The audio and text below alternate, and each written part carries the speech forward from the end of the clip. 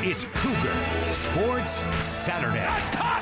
Touchdown! Stayed inside the boundary and gets in for 6. Cougar Sports Saturday, a presentation of KSL Sports. Ritchie right to the rim, driving score! He would not be denied! BYU Sports Talk by Cougar fans for Cougar fans. Sponsored by Any Hour Services, Electrical, Plumbing, Heating, and Air.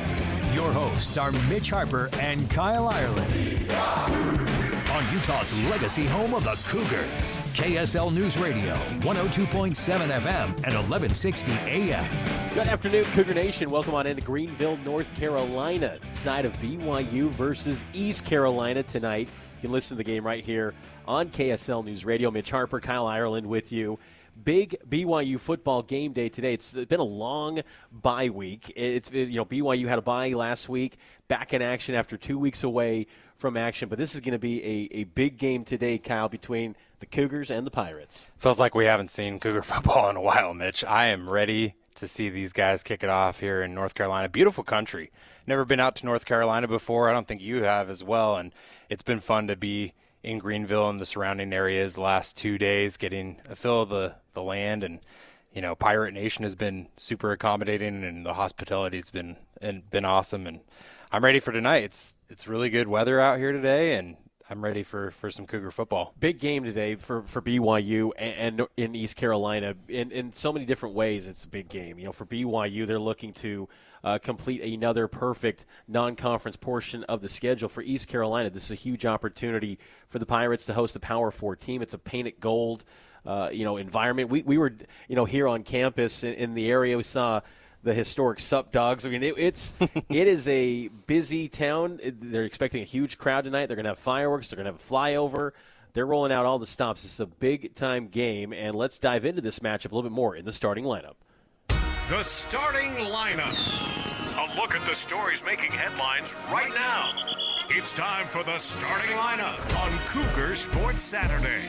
BYU comes into the game 2-0. East Carolina 2-1. Pirates last week, big win over a regional rival in Coastal Carolina, 38-0. BYU, of course, had the bye week, fresh off a win over Stanford 2 weeks ago, 27-3. What's kind of your initial impressions, Kyle? We're about, about 5.5 hours away until kickoff. What are your thoughts on this matchup as we inch closer to kickoff tonight? Yeah, I think these two teams, the way that they've had success so far throughout the first few weeks of the season, are a little different, right? BYU's found a lot of success on the ground, and less so for East Carolina. They've had a lot of success in the passing game, and I think that BYU's ability to be able to contain East Carolina as far as BYU's cornerbacks and secondary, being able to limit the amount of total yards that they have through the air is really going to be what I'm looking for from BYU's defense tonight. And then on the other side of things, how well is BYU able to run the football against this ECU defense and this front seven that's had some success stopping their opponents being able to run the ball throughout the first 3 games there for East Carolina. So those are the two things that I'm looking for as matchups are concerned, but also just the environment, being able to be here on the road for the first time this season with BYU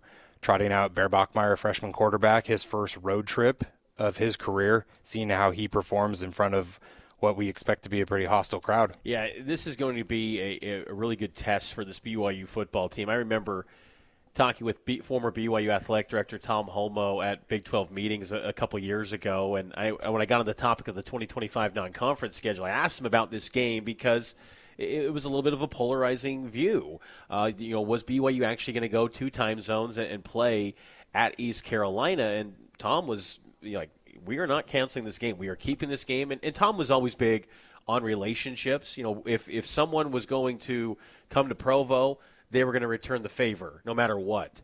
Because this is the second game of a 2-game series in the 2022 season where East Carolina had a walk-off field goal victory against BYU in Provo. This closes out the series. And so BYU has made this trip. They've had some success in Eastern time zone games under Kalani Sitake. They're 7-7 since Kalani took over in 2016.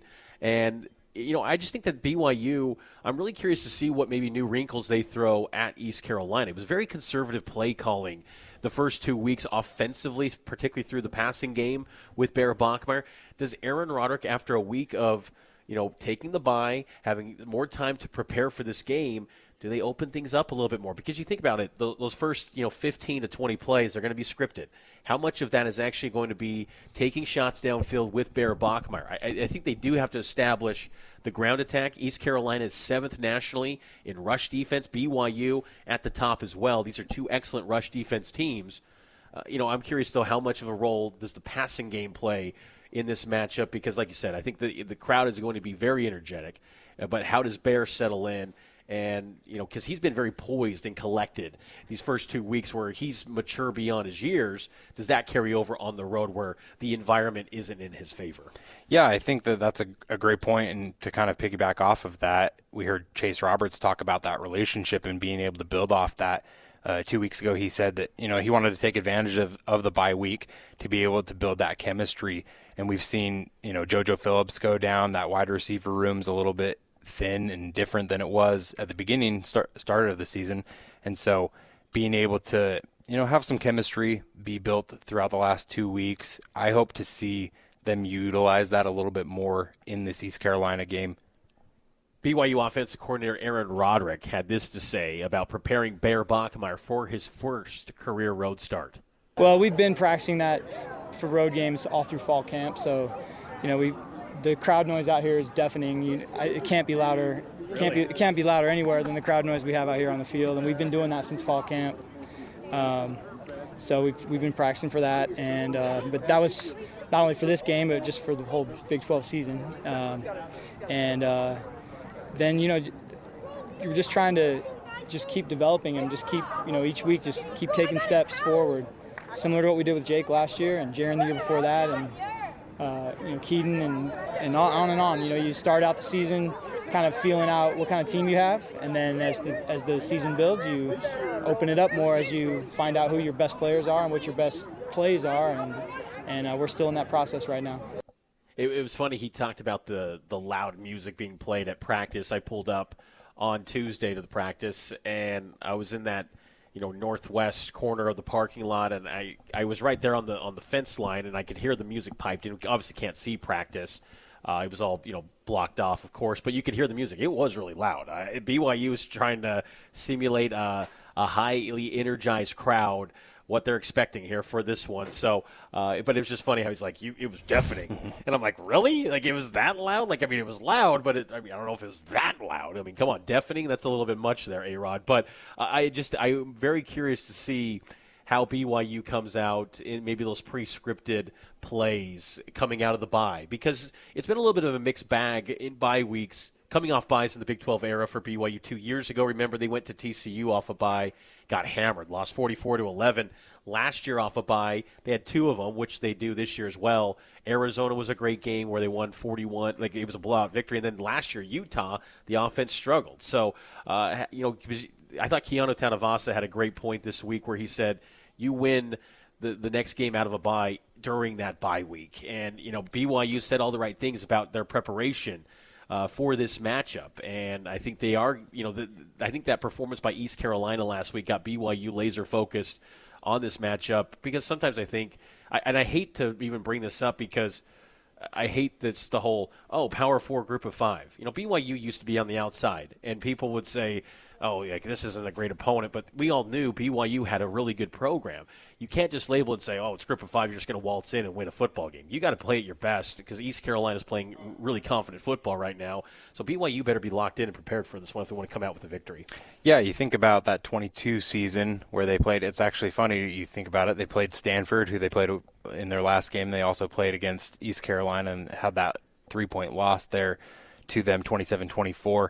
And Kalani has suffered 2 losses to this program in his tenure as BYU's head coach. Kalani's one of the few people as part of the BYU program who was here in 2017, who knows what it's like to come down to North Carolina. And really, we talked about this off the air, Mitch, but Kalani and his tenure in these East Coast trips and BYU's 500 record in these games, like this is not going to be just like a walk in the park. Like, BYU better come into the game tonight and be prepared for what they're going to face. Like, they can't come into this environment thinking that this is just going to be a 3-0 start. BYU's going to be able to walk over the Pirates. Like, that's not going to be how this game is going to play out if BYU is going to be victorious. BYU has to come in, and they're going to have to show that they were taking advantage of the bye week. They were preparing for a team that's really been able to throw the ball all over the field. I mean, their quarterback has almost 1,000 yards this season through the air, and so being able to really just hone in, lock in on their fundamentals, I think that'll be what leads BYU to victory tonight.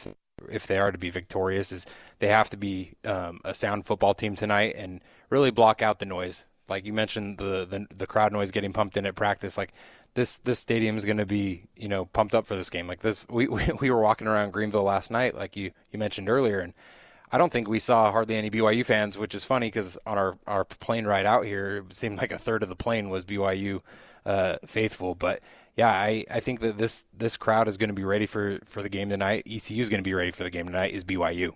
Let's listen in from BYU and East Carolina coaches coming up on the other side. We'll take our first break and this BYU football extended pregame coverage here on KSL News Radio. You'll hear from Kalani Sitake and ECU coach Blake Harrell next here on KSL News Radio.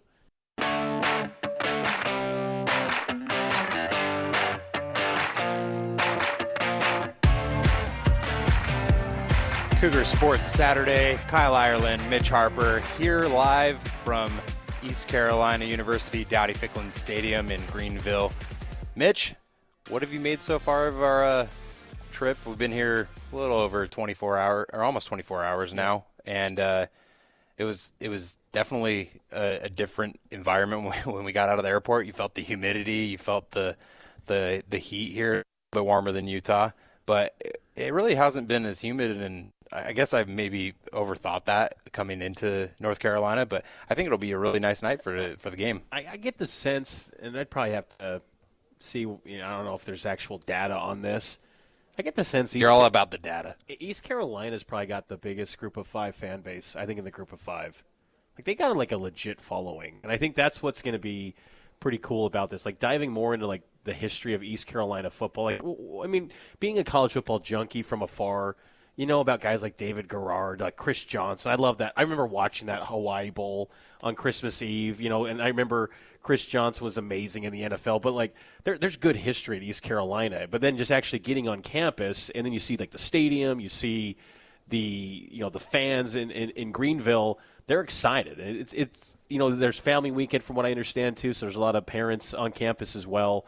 But, I think it's probably a pretty big fan base in the group of 5. Like, I would say right there with Boise State in terms of just size of fan base. They had a huge turnout last week on the road. So, again, I just think this is a really cool matchup. Like, I don't think if you're BYU, you travel 2 time zones to face many group of 5 teams. I think if there's an exception, you make it for someone like East Carolina. And this was a venue that BYU lost at 8 years ago. And that was a low point for BYU football because at that point, BYU had the worst offense in college football. East Carolina at the time had probably the worst defense in the sport that season. And BYU only had 10 points with about 3:30 to go. They got a late touchdown to make it look a little bit better. They only have 17 points in that game 8 seasons ago, and that was one of the worst seasons in BYU football history. But this will be a really good matchup tonight. And East Carolina head coach Blake Harrell, he's been talking this week about getting ready for that guy, quarterback number 47, Bear Bachmeier. Here's what he said of the keys to playing against Bear Bachmeier. First thing I think is just stop the run, so you put him in a situation where he has to be a quarterback. The crowd noise will be huge. And, again, they've had 2 home games. So when they're on offense, it's been pretty quiet for him. Now it's all of a sudden he's on the road. He's across the country. I think he's originally from maybe California. So he's coming to the East Coast maybe for the first time. So let's make sure we give him a warm welcome. And then defensively, we got to disguise some looks, give him some different things in there. I think right now he's more locked in on a certain receiver and how they do things and getting those guys open on the deep sell routes and deep benders. So we got to make sure we take those first reads away and make him get to a second or third guy, and that'll also give us a chance up front to get home. Here's more from Blake Harrell. He talking about Jack Kelly and Isaiah Glasker, players that stand out to him on BYU's defense. The linebackers, kind of the guys that stand out to me. Number 17, Jack Kelly, and then the other linebacker, Isaiah Glasker, number 16, is pretty athletic. So those are kind of the guys that stand out for him. We were on the plane ride with Jack Kelly's parents coming in. Jack, he looks exactly like his dad. Seeing Jack's dad in person, they are like clones, two twins. But what do you think of that commentary that Coach Harrell said about trying to stop Bear Bachmeier for BYU? Yeah, I think that, you look back to that 22 game, Mitch, Blake Harrell was the defensive coordinator here for East Carolina in that matchup where they took down BYU. So he's familiar with Kalani Sitake and then this Aaron Roderick offense as well. And so it's not something that he hasn't seen before. And so I'm sure that there are bits and pieces of the offense that have obviously changed over the past few seasons, but there's familiarity there. And I think that matchup with Bear, trying to get him sped up, I think will be a key for this East Carolina defense to try and rattle BYU's offense a little bit. I look for a couple of things from BYU's end, Mitch. I hope that they're able to establish the run with LJ Martin. We've seen the success that LJ has had on the ground through the first 2 games of the season. If they can establish the ground game against this front 7, I think that that'll bode well for Bear to be able to have some success, because we did see how they threw the ball more with Bear from week 1 to week 2 against Stanford, going from 11 pass attempts to 27 against the Cardinal. And so it's not that BYU hasn't thrown the ball more from the first game to the second game, but we talked about this last week where we'd like to see them open up the playbook a little bit more, because the amount of throws that have been beyond 20 yards have been limited. You had that one to Chase Roberts against Stanford there that was over the middle, and I think that if Bear can have something stable like the running game to lean on in this environment, I think that'll bode well for being able to open up the playbook a little bit more. I'd like to see them. There is the question mark with who's that second option now that JoJo Phillips is out. You got Chase Roberts. Who's going to be that second wide out to step up to be able to help Bear Bachmeier out? Is it Carson Ryan stepping up from the tight end position? Is it Cody Hagan who emerges on the other side from Chase? I'm interested to see kind of how those things play out on the offensive side tonight. BYU's offense has some intriguing storylines heading into this game. I think the defense, BYU's defense is legit. Last year they were the number one defense in the Big 12. I expect that, their high-level production that they put out the first 2 weeks, I don't know if you can expect, holding teams out of the end zone every single week, but they've been excellent so far. They got the task tonight to try to slow down the up-tempo attack of East Carolina's offense, which is led by Katin Hauser and Kalani Sitake. He's very familiar with Hauser from his days back as a high school player at St. John Bosco. This was Kalani on Hauser. Talented. He's an accurate passer, and he has a great touch on the ball that he throws. So it's easy for receivers to catch the deep balls. He knows when to take some off. I mean, he's got great vision with his what he sees and goes with his looks.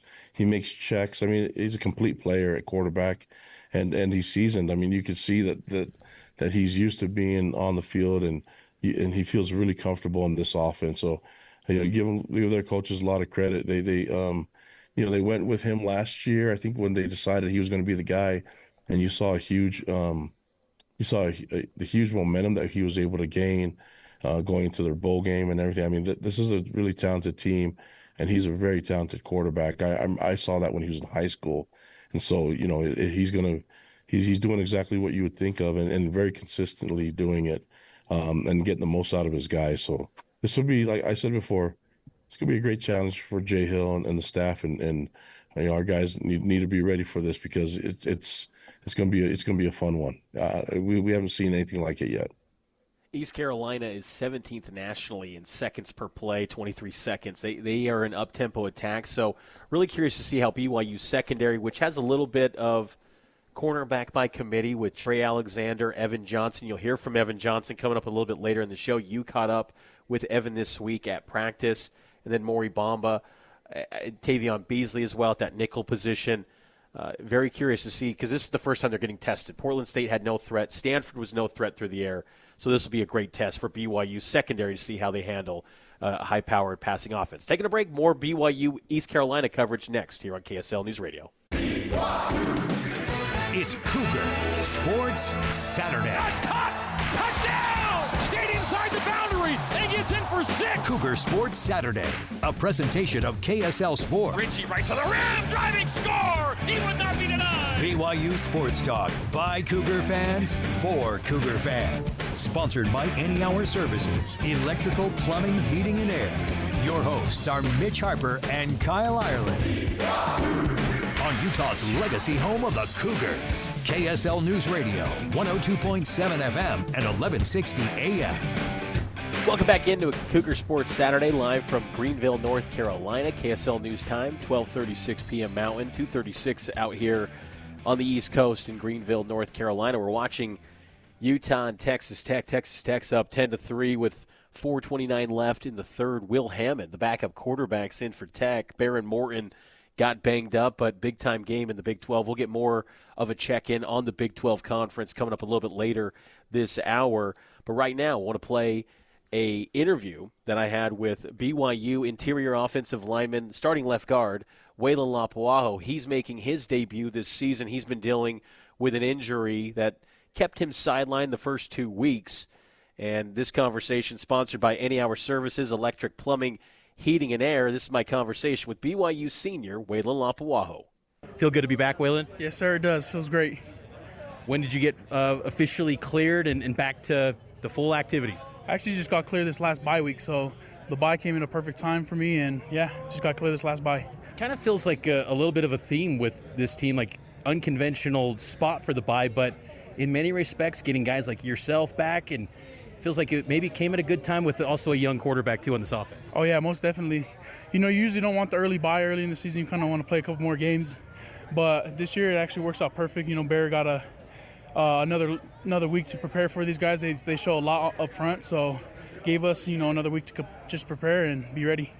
How excited are you to be on that offensive front, protecting Bear Bachmeier? I can't wait. I've just been seeing these guys. They just setting the standard all fall camp and week 1 and 2. I just want to get out there and help them out. What were you dealing with that kind of kept you sidelined? I just had just a little. I had to just scope my meniscus a little bit. I've been on it for a little bit, but it just started bugging me a little bit more this year. So we just wanted to get that done now, so we don't have to do it later in the season.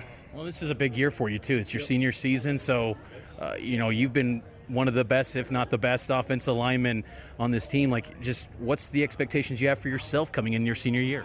Man, I have a lot. This is my last ride with the Cougs, which means a lot to me. Just playing out there at Lavelle. I'm only gonna have so many more, so just taking advantage of that, and then just taking advantage of being around the boys in the locker room. I know the next level is a little bit more business-like, so just being around the boys and enjoying that is one of the things I'm appreciating a little bit more this year.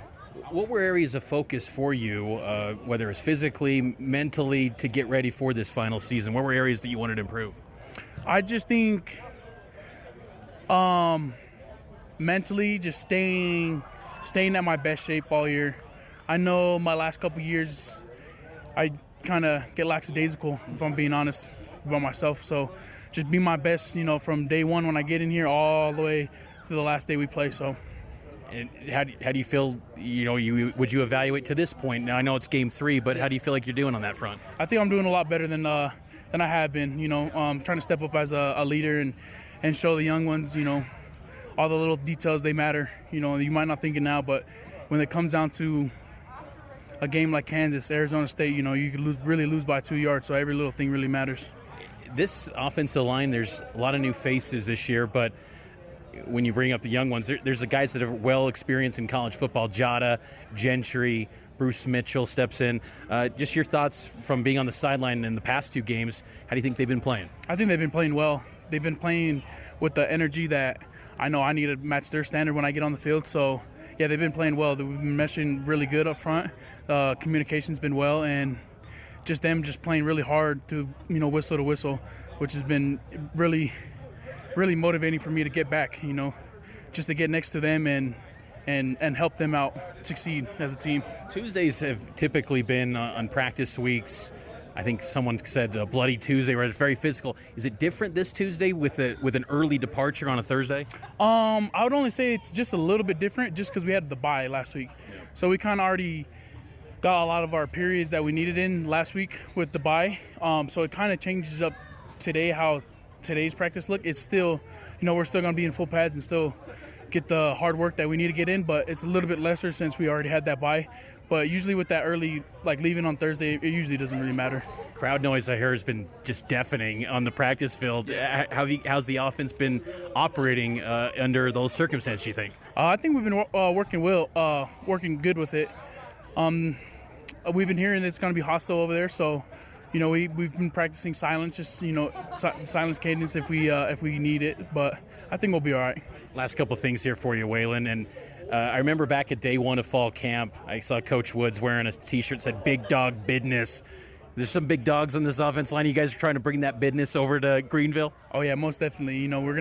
It's gonna be up front where we're gonna need to win it. So you'll see some business over there. And your last thing, your thoughts on East Carolina's defense and maybe the challenge that they pose?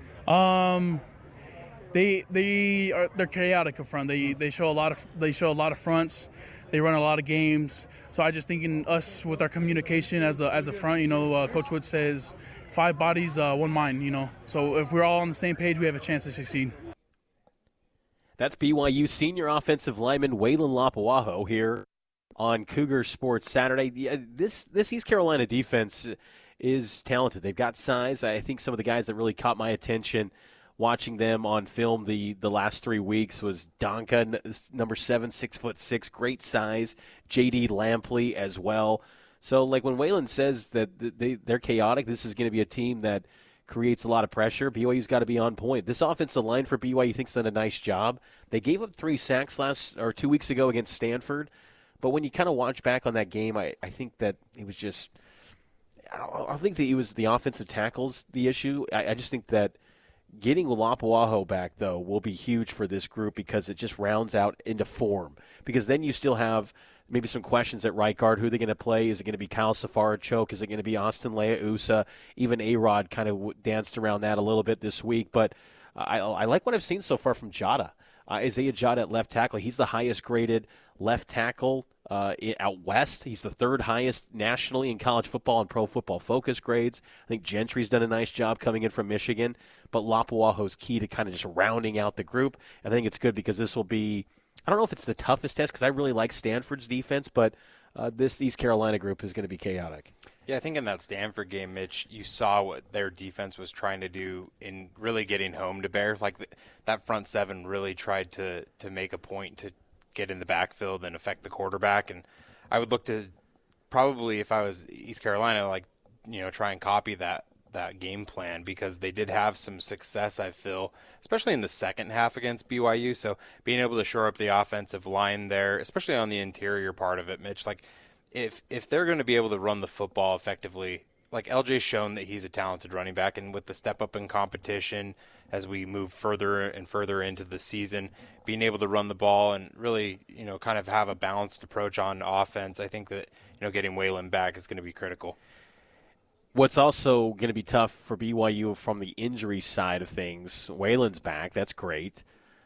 But they're not going to have JoJo Phillips, star wide receiver, redshirt sophomore. He suffered an injury against Stanford, and that's of note because JoJo was emerging as Bear Bachmeier's favorite target. This was Aaron Roderick on BYU's wide receiver unit without JoJo.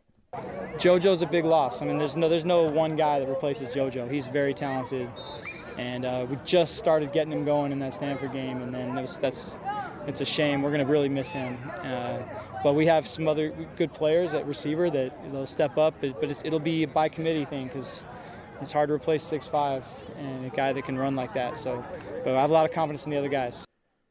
Do you have confidence, Kyle, in those wide receivers as well with Chase Roberts, Parker Kingston, and now Cody Hagan getting a start for BYU tonight against East Carolina? I do, in Cody Hagan in particular. I've watched Cody all the way from back at his time at Corner Canyon throughout his high school career, and then obviously played quite a bit last season, getting off the mission. And I think that this is going to be his first real big opportunity to show what he can do on the outside as opposed to just playing special teams like he did a year ago. But you saw that first game, his speed against Portland State, being able to get around the edge, and he was gone. Cody's super talented, really fast, and I think that as he grows into becoming, a starting caliber wideout for BYU, we're going to continue to see that talent shine, and it won't just be flashes here and there like he did against Portland State. But we're going to take a quick timeout. We'll come back on the other side. We'll check in with BYU's opponents in the Big 12. We'll see what that score is up in Salt Lake, Texas Tech, and Utah. You've been listening and are listening to Cougar Sports Saturday, powered by KSL Sports.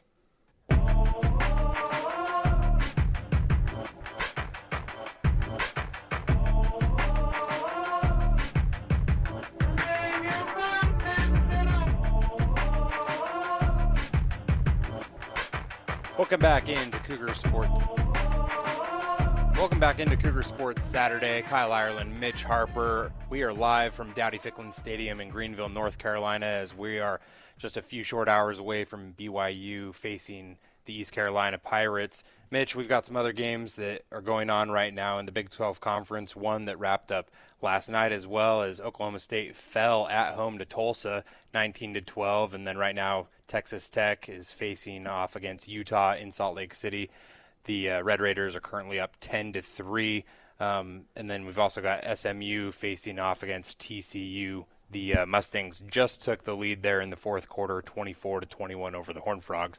But last night we were watching a little bit of that game between the Oklahoma State Cowboys and the Tulsa Golden Hurricane. What did you make of the result there with Mike Gundy now losing back-to-back games there at his alma mater?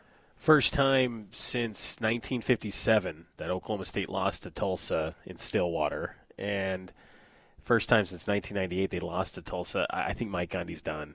I think that it's crazy to say, because when BYU got invited to the Big 12, you thought of Oklahoma State as one of the mainstays, the consistent programs in the conference.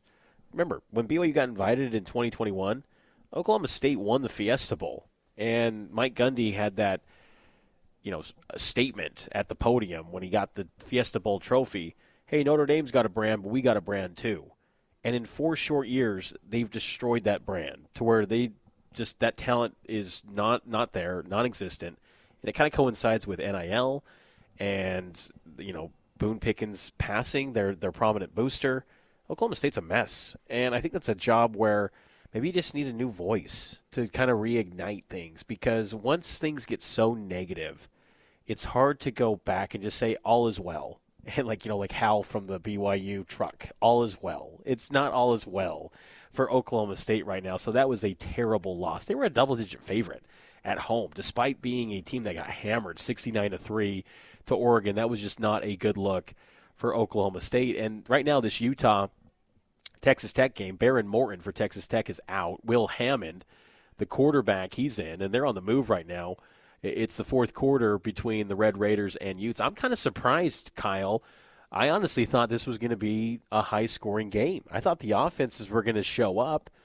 I picked Texas Tech to win this game, but I thought maybe 37-34, maybe first to 40 potentially in this game. But it's a defensive slugfest, and maybe we're learning a lot about Texas Tech from the standpoint if they can maybe hang in rock fights, but also maybe that Utah offense was just simply a byproduct of you played a dumpster fire in UCLA and you played Wyoming, who was tough, and Cal Poly, and you go, maybe we need to pump the brakes a little bit and say they're not maybe the greatest offense on turf yet. But they're having some struggles against Texas Tech, who paid a ton of money in the trenches for that defensive line. But it's 10-3 right now in the fourth quarter. Your thoughts on that game that's going on? Yeah, you mentioned the previous schedule there for Utah. It's funny because we talked about this last week during the bye about, just how we don't really know how good any of these teams are yet this early on in the season. And, kind of goes off of that conversation we had about the AP poll and whether or not BYU should be ranked and how good these teams actually are. Because imagine if, Utah had played Wyoming in week 1 and then had played UCLA in week 3, how different that victory over the Bruins would have felt, as opposed to having it be a season opening win. You just don't know how good or bad any of these teams are. And now UCLA is without a head coach, and Utah's 3-0, but now they're down at home and facing a Red Raider offense that's on the move. We're not seeing much offense in the Utah-Texas Tech game, but we're seeing a lot of offense in TCU, SMU. You just noted moments ago that SMU took the lead.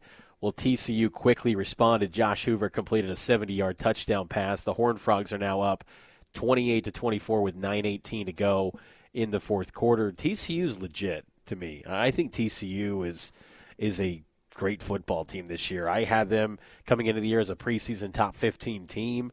I'm all in on TCU. You had those two teams. You had Texas Tech and TCU as your picks to be in the Big 12 championship I think game. These are the two best teams. If Texas Tech gets by Utah, I think the path is set for them to maybe go 11-1, 12-0 even potentially, and get to Arlington.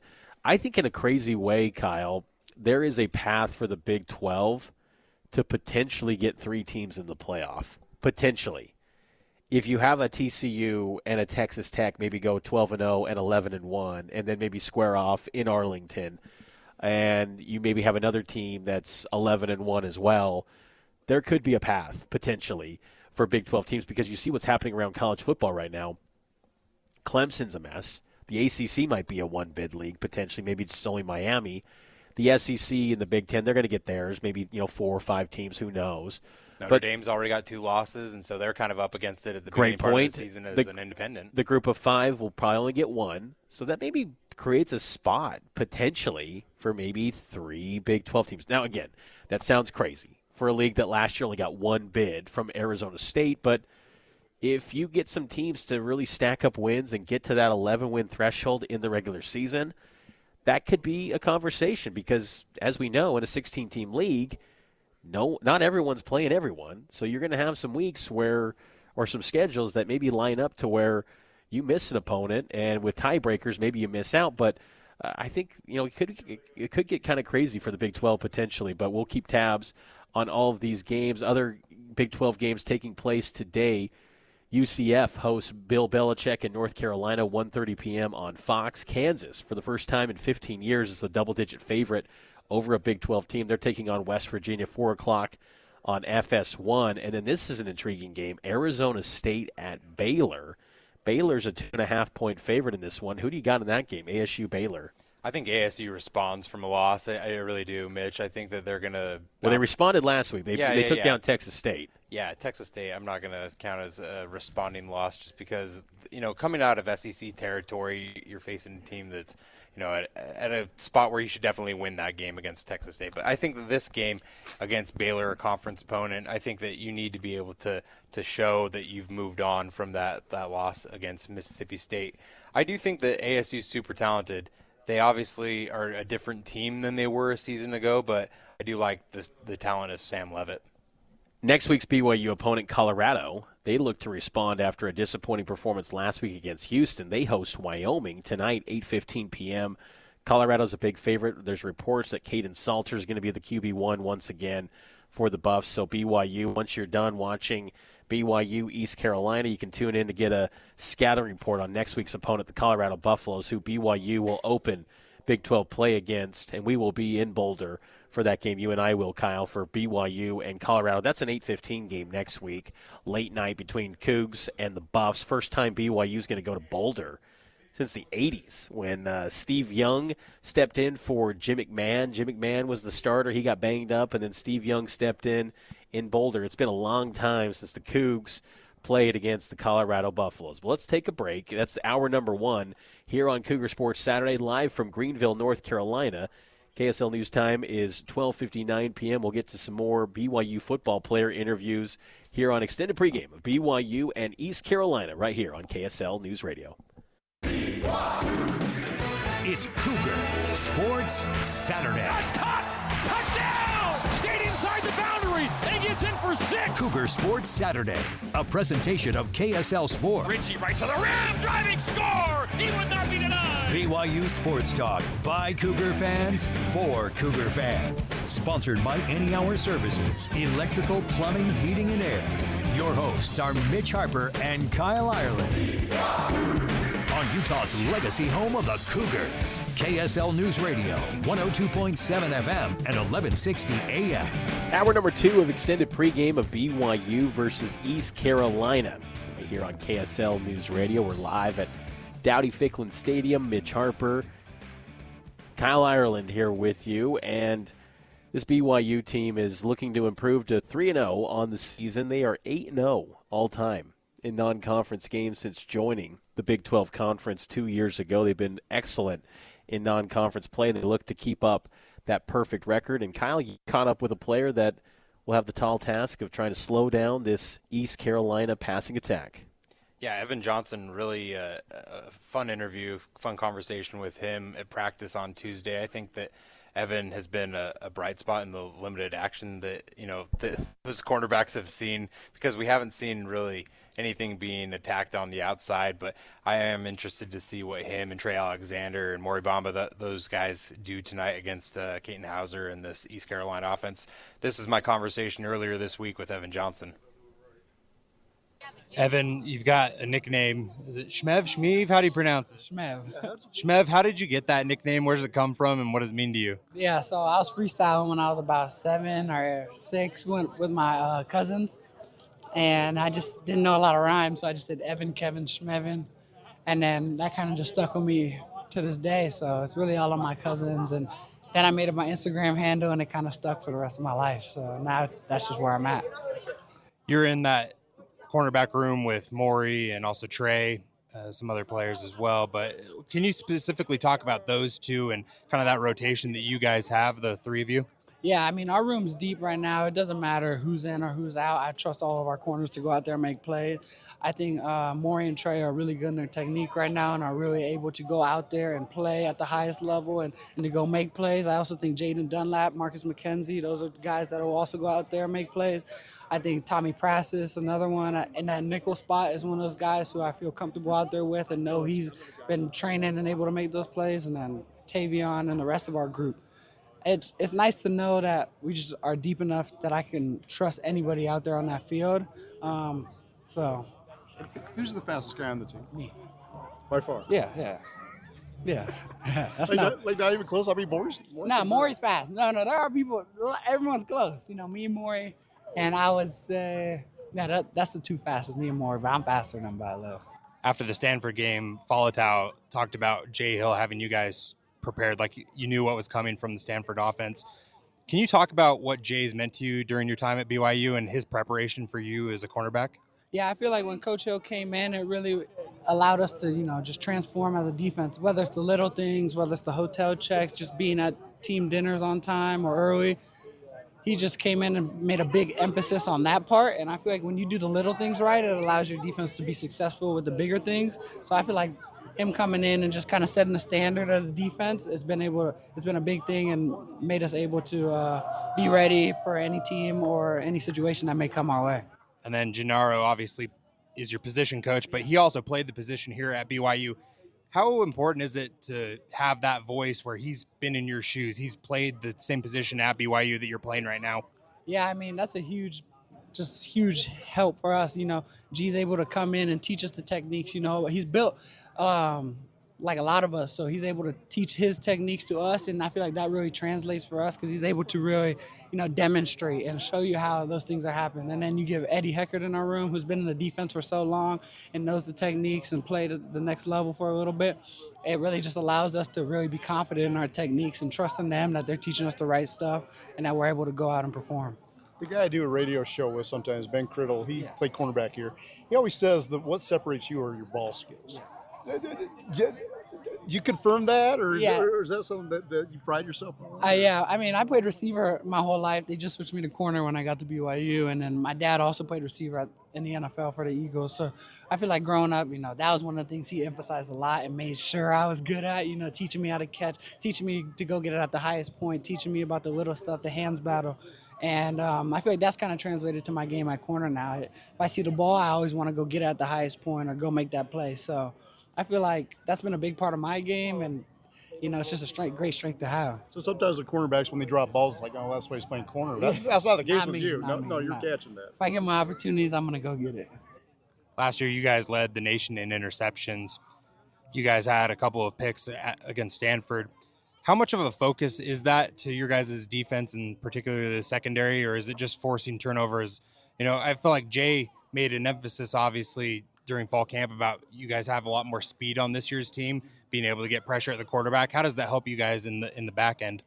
So you asking about like the D-line, or you asking just the overall defense, like being able to focus on turnovers and interceptions this season as opposed to last year where you guys led the nation? Yeah, so I mean, I feel like last year we had a really great year. I mean, this year now we're really just emphasizing those plays. I call them plays that you're not really supposed to make, but that you're supposed to make, So just going and get those and when we get our opportunities. And then, when you got the front four and the front seven just getting after the quarterback all game, it makes it easy on us, We're barely covering, and when we are covering, the ball's coming out hot and the quarterback may not be the most accurate just because they're getting that pressure on. So that's just been a great help in helping us get the ball, So we just continue to emphasize that and trusting those guys and our other safeties and our corners and nickels and just go get the ball. Welcome back into Cougar Sports Saturday here on KSL News Radio. Mitch Harper and Kyle Ireland with you. We are counting down until BYU versus East Carolina. We're about, 4 hours until kickoff between the Cougs and the Pirates. It's 3:19 out here on the East Coast, 1:20 here in the Mountain Time Zone here on KSL News Radio. And right now it's time for a trending up and trending down portion of BYU football talk here on the program. And what's trending up for you heading into this matchup today, Kyle? I'm going to say the red zone offense, Mitch. They've scored on every red zone possession this season, which leads the FBS. They've got, let me fix my mic there for you. Can you hear me? Mitch, 100% they lead the FBS on red zone offense this season. I think that is something that I look for as a key metric for BYU to find success on the road today as well. If BYU can get into scoring territory, being able to get some points on the board is going to be critical. You're saying the red zone offense is trending up? Yeah.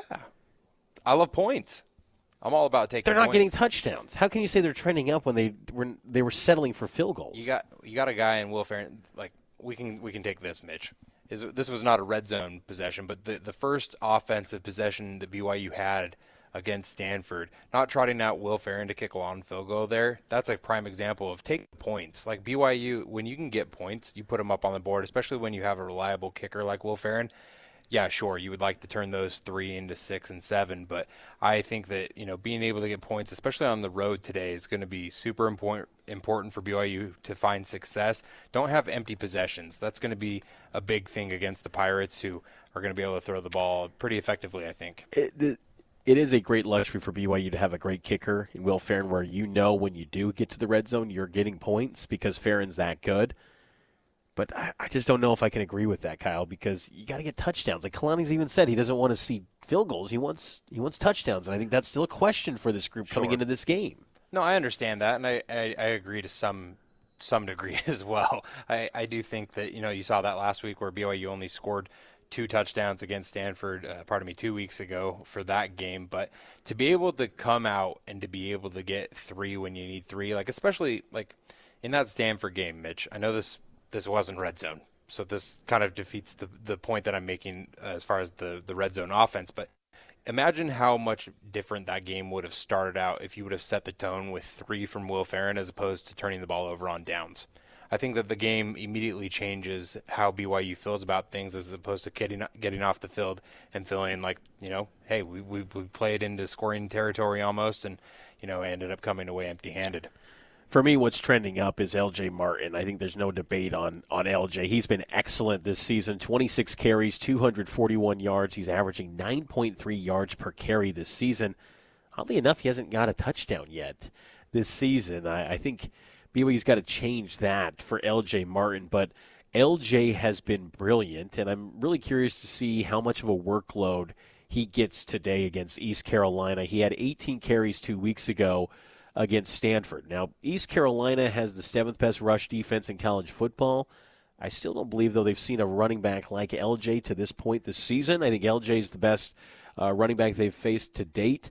Really curious to see that matchup and how that works out, and if BYU can establish success with LJ early, because if they do, I think that opens things up for Bear Bachmeier in return and just makes this offense keeps ECU guessing, and BYU doesn't become predictable. I think that's one of the things about BYU's offense is you don't want to get to a spot where you're predictable and one-dimensional. They haven't been that this season yet, and it's been very successful for the Cougars. That's going to be something that's interesting to me, and L.J. Martin is the key to all of that for this BYU football team. He's trending up for me. Do you think that there's a specific mark that you're looking for L.J. to get to in this? Like, does he need to, get 80 yards, 100 yards? What mark do you think does that equal success for BYU on the ground today? I think for LJ, it's the volume of touches, because he always gets positive yards. He takes care of the football, and he gets positive yards. Like, he's going to get you in a spot where you're in 2nd and 7. And I just think that's critical for a BYU team that goes on the road for the first time with a true freshman quarterback. And, ideally you want to be in 2nd and 5s and 3rd and 2s and things like that. But he gives you – LJ eliminates the probabilities of being in 3rd and 11. And I think that's what's the value of L.J. Martin. And then you factor in how he's got big play ability, too. He's had 3 runs this year over 40 yards. And I just think that volume over the course of a game, and I think he's the type of running back that can wear down a defense.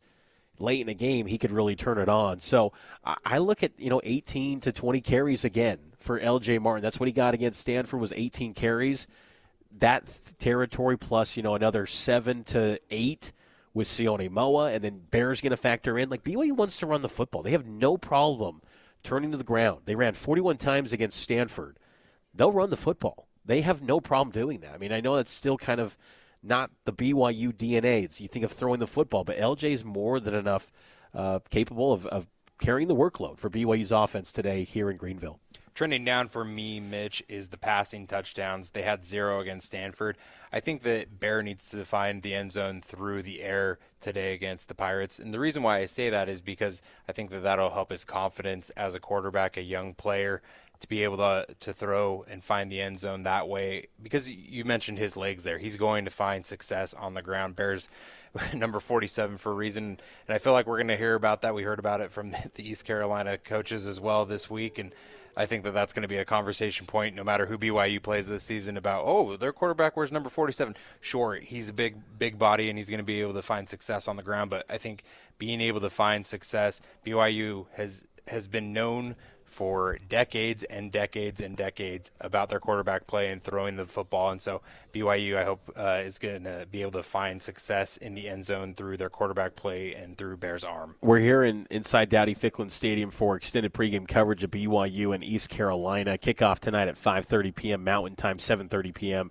Eastern. BYU's support staff is getting the sidelines set up right now. They've got the Powerade coolers rolling in, so BYU is arriving here at Dowdy-Ficklin. The truck got here last night, but now they're getting everything set up in final touches for game day between the Cougs and the Pirates. I know you have your trending down here coming up, Mitch, but those Powerade coolers, that's coming into enemy territory as well. This is Pepsi country, Mitch. That's right, it is. So we've been drinking some Mountain Dews here in the press box. Trending down for me is just punt returners. Parker Kingston has had 2 fumbles this season. And Tiger Bachmeier had a big return against Stanford 2 weeks ago, but even Tiger had in week 1 where he had a big loss of 10 yards on a punt return.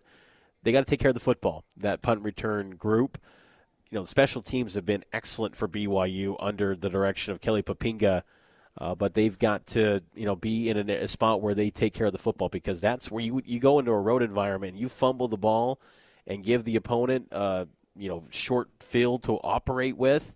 That's where things can get really dicey. And East Carolina is number 1 nationally in turnover margin this year. So taking care of the football at punt returner, that's going to be key. And we'll see if, in fact, they do go with Tiger Bachmeier potentially at punt returner in this game tonight. But that spot, just the talent's there, but they've just been trending down from an overall production standpoint.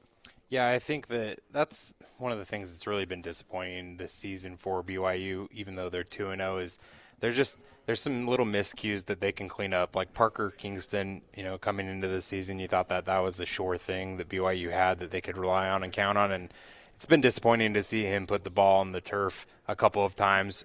Granted, only one of them ended up being a lost fumble, but you just don't expect that out of him. And I also think that might also play into his production as a wideout as well, and being able to, I feel like in the Stanford game, after he ended up having that fumble, I feel like we saw less of him as far as a wideout and being able to be one of those guys to run the ball on those screens. And so hopefully Parker's got his mojo back, his confidence back, and I'm also interested to see what Tiger Bachmeier can do in that role, because we saw him ended up taking that 1 punt return, and he ended up going backwards and losing some yardage on that. And then last game against Stanford, we saw that big return down the near sideline. And so there's been a little bit of a mixed bag from Tiger. I think that maybe getting him into the flow there as the main guy to return those punts, maybe that'll help build his confidence as well after that big run against Stanford, his old team. That's what's trending up and trending down with BYU football as the Cougs get ready to take on the Pirates tonight. Just a quick update from Salt Lake City. Texas Tech is up on Utah 27-10 with 2:27 to go.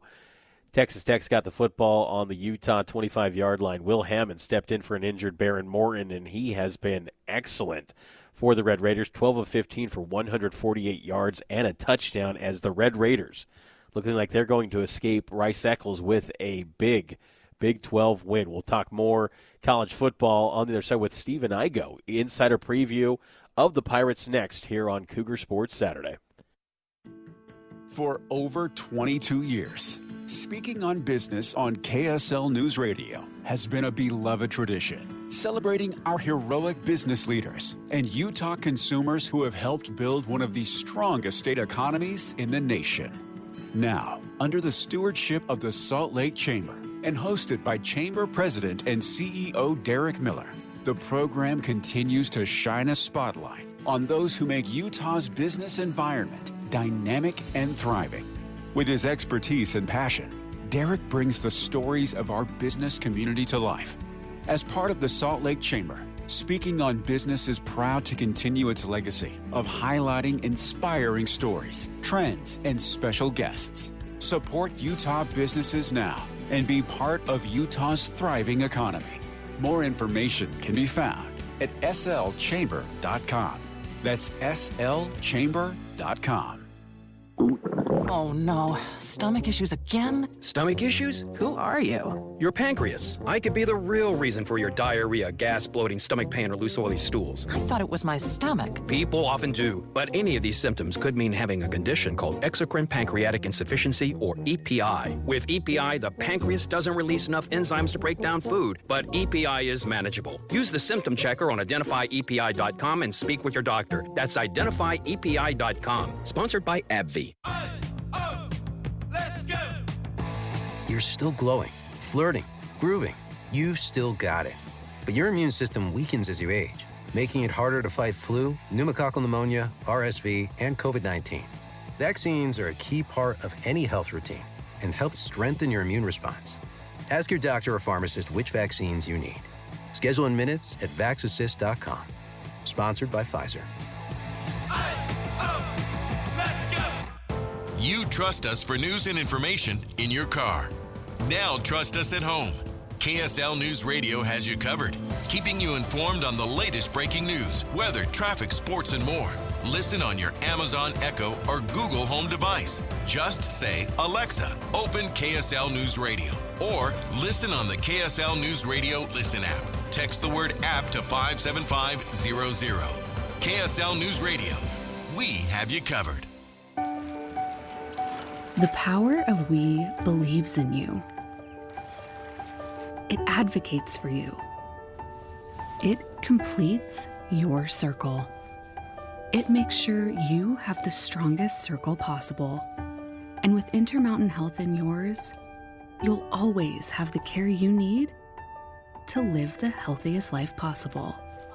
That's the power of we. Intermountain Health. It's 1:33 KSL News Radio. I'm Verl Johansson. KSL's top local story this hour: a 12-year-old was hit by a car yesterday while riding his e-bike in a Centerville crosswalk. Officials say the crash happened last night around 8 at the intersection of 900 South and 400 East. Police say the kid was crossing the street when a person driving a Subaru wagon drove around a stopped vehicle in the left turn lane and hit the cyclist. Both vehicles stayed on the scene. Officials say the boy was conscious and alert when they took him to the hospital and don't believe his injuries are life-threatening. The Subaru driver was given a citation, but officials don't believe impairment was a factor. Our top national story this hour from ABC News: flyers have been posted around a Northern California community warning of a vicious attacking squirrel in the neighborhood. People in San Rafael, California say at least 5 people have been attacked. Very scary. And how do you get this squirrel attached to your leg off? Some, including Joan Heblack, had to go to the emergency room. This clomped onto my leg and it was just hanging on. And I was like, get off me, get off me. And I kind of didn't want to touch it. Wildlife officials say it's probably not rabies, but a squirrel that's used to being fed by humans. They look for food, they don't get it. There could be frustrations. Vanessa Potter with the nonprofit Wild Care. That's ABC's Chuck Severson reporting. Traffic and weather together, brought to you by Mountain America. Turn everyday spending into an extraordinary escape. So I-215 southbound between California Avenue and the 201 freeway still closed as crews continue to work to clean up a fuel spill from earlier this morning. So those delays stretching back to the I-80 interchange. Outside of that, things are looking really good. North and southbound on I-15. Vehicles moving along at normal freeway speeds between Ogden and Provo, and the Bangor Highway looking good as well. Struggling with vision loss? Join the Utah State Library and Division of Services for Blind and Visually Impaired's open house, October 2nd from 9 to 2 p.m. Call 801-715-6789. We've got some scattered showers this afternoon with a high of 79 degrees. Got a chance for more rain tomorrow with a high of 80 degrees before we cool back down to 74 on Monday. Right now, cloudy skies and 79 degrees in Salt Lake City. I'm Burl Johansson, KSL News Radio, 102.7 FM, 1160 AM, and KSLNewsRadio.com, Utah's news, traffic, and weather station.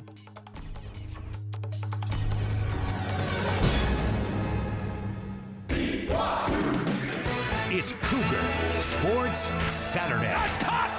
Touchdown! Stayed inside the boundary and gets in for 6. Cougar Sports Saturday, a presentation of KSL Sports. Richie right to the rim, driving score! He would not be denied! BYU Sports Talk by Cougar fans for Cougar fans. Sponsored by Any Hour Services, electrical, plumbing, heating, and air.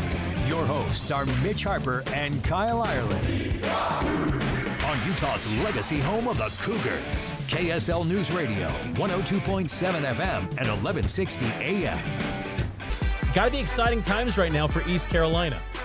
There's no doubt. I think a lot of people have been looking forward to this game for some time. I mean, East Carolina has kind of gained a reputation really over its history for, getting up for these types of games, and getting a chance to host BYU is a big deal, especially with the way college football is going. I think teams in the American teams in the group of 5 are getting less of these opportunities. So in some ways, it was kind of hard not to look ahead to this game when it was announced as a 7:30 kickoff going into Coastal Carolina last week. I thought the team did a good job of, taking care of business at Coastal.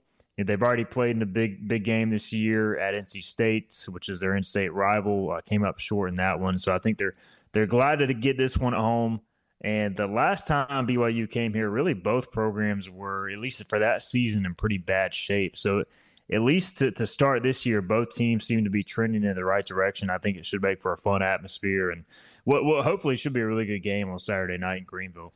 Yeah, that's such a great point. That last visit to Greenville, I think ECU had the worst defense in college football. BYU had the worst offense in college football, and ECU still came out on top in that one. But these two, they've had close calls. The ones in Provo, ECU had a 14-0 lead and then tied it up, and then they had a last-second field goal, a walk-off 3 years ago in Provo. So I expect another good one here on Saturday. I'm curious, Blake Harrell, he's 7-2 as the head coach, Stephen. What's worked so well for Coach Harrell compared to some of those past coaches that we were just talking about of, Scotty Montgomery and those recent coaches the past decade? What's worked so well for Coach Harrell? Coach Harrell, he is just such a down-to-earth, relatable guy. I mean, he really, he's worked at Lenore Ryan, the Citadel, Kennesaw State, and ECU, so he's never had like some big glamorous job.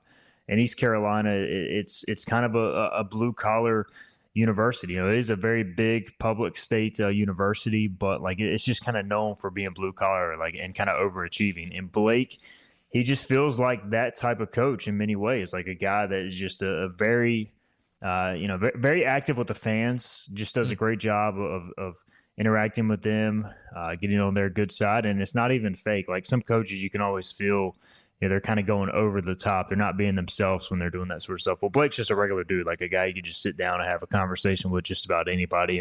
And the other side of it too is he's a player's coach. He was obviously the defensive coordinator under Mike Houston since 2020, and then Mike Houston was fired midway through last year. He took over in a pretty rough situation, and I think he would even admit probably a little bit over his head at the time, but just said, all right, guys, we're going to do this for the seniors. We're going to find a way to get these guys to a bowl game. Everybody bought in. He was very real with the players. He was real with the media. He was real with the fans. And I think people just respected how upfront and real he is. And as a result, he's got buy-in from everybody. He's won the games that ECU should have won on paper. He got a big bowl win over NC State last year. They've competed well in every game since he became head coach, and he's a defensive-minded guy. So they're pretty unorthodox defensively. They do a bunch of crazy stuff, even with a new defensive coordinator coming in, and Josh Aldridge. There's a lot of similarities, and it's aggressive style. He goes for it on fourth down. He kind of plays with that house money mentality and quite a bit. They blitz a lot. They also do some pretty crazy things offensively at times. They faked a punt from their own 19 in the opener against NC State. So he's not afraid to roll the dice. At times it works, at times it doesn't. But that's the type of mentality that has kind of always led to success at ECU. Just kind of that chip on your shoulder, house money, like we're the underdog type of mentality. And historically, that's when they're at their best. And it feels like Blake has kind of brought some of that back. Talk with Stephen Igo of Hoist the Colors, part of the 24/7 Sports Network here on KSL News Radio and KSL Sports. I'm curious, Coach Harrell's with that defensive background, as you noted, seemed like coming into this season, maybe on paper, only 2 returning starters. Maybe that was going to be an area of question, but shutout on the road, first one in 25 years for this Pirates team, seems like maybe ahead of schedule from maybe what expectations were coming in on defensively. I mean, definitely. The question going into the year, I mean, all the questions were around the defense. And it's, we were kind of joking on my show on Monday, like it's kind of crazy that all we talked about all preseason, because we were out of practice, man. And the offense was torching the defense, and maybe some of that was just the familiarity. They knew what scheme, what plays they're running. And, even dating back to the spring, we were like, man, this might be a long year. But it just feels like they've hit on many of the guys. We make such a big deal about the portal these days, and they have hit on some portal guys who have added specifically at corner and some depth at linebacker and along the defensive front. But for the most part, a lot of these guys that are kind of coming out of their shell, so to speak, are guys who have developed the old-fashioned way. Solid 3-star recruit. He redshirts, he stays with the program a year or two, and now a lot of these guys are redshirt sophomores or redshirt juniors who have been in the program 2-3 years. They've been kind of developing in Blake Harrell's defense, kind of waiting their time. So that was another benefit of just promoting the interim coach to full-time. You had a decent amount of continuity. The problem was we had just never seen those guys play a full-time role. So now that they're on the field, a lot of these assistant defensive coaches recruited them, they developed them, so they know how to utilize them best. And they play a ton of guys defensively. I wouldn't really say there's many stars out there. The one guy is probably safety, Jamarly Riddle. He's a really good player. But outside of that, it's you just got a lot of guys who know how to do their job, and they kind of come at you in waves, whether it be blitzing, whether it be different coverages. They mix it up quite a bit. Offensively, it seems like the tempo they go pretty fast. They're top 20 in seconds per play. On this offense, Katin Hauser at quarterback. Just maybe your overarching thoughts of the offense so far through 3 weeks, and Hauser returning and being a key piece of all of it. Yeah, Katin, he transferred in from Michigan State last year. He was a guy that I expected him to win the job. I mean, he was the first guy to commit. He just seemed like he was fully bought in. Then they add Jake Garcia, another former big recruit. He won the job initially, and it just didn't work out. He turned the ball over too many times. Katin took over midseason. That kind of coincided with Blake getting the head job, and those two guys, along with offensive coordinator John David Baker, who's in his second year calling plays, have kind of seen this thing take off. And I think, look, anytime you've got that up-tempo, fast-paced offense, in many cases the strength is the passing game. They are, pretty good at receiver. Anthony Smith, Yannick Smith are your two outside guys. They've rotated quite a bit in the slot. Brock Spalding has been a nice surprise this year, and they feel pretty good 2-3 deep at receiver. Tight end, they really have two weapons at tight end. In my opinion, Javante Connor, Desiree Riles are two of the most athletic tight ends ECU's had in the last several years. The running game is definitely, I would say, the concern at this point. I mean, you look at it, they've run for a pretty high total the last 2 weeks, but you kind of didn't really see them pop the runs until late. And a lot of that is due to the tempo. And it's kind of what they did the last half of last year. They go so fast. At times, if they get rolling, teams in the second half start to wear down a bit. And that's when you see the running game start to pop off. So that's when they're at their best. They're using that tempo. They're hitting the horizontal passing game.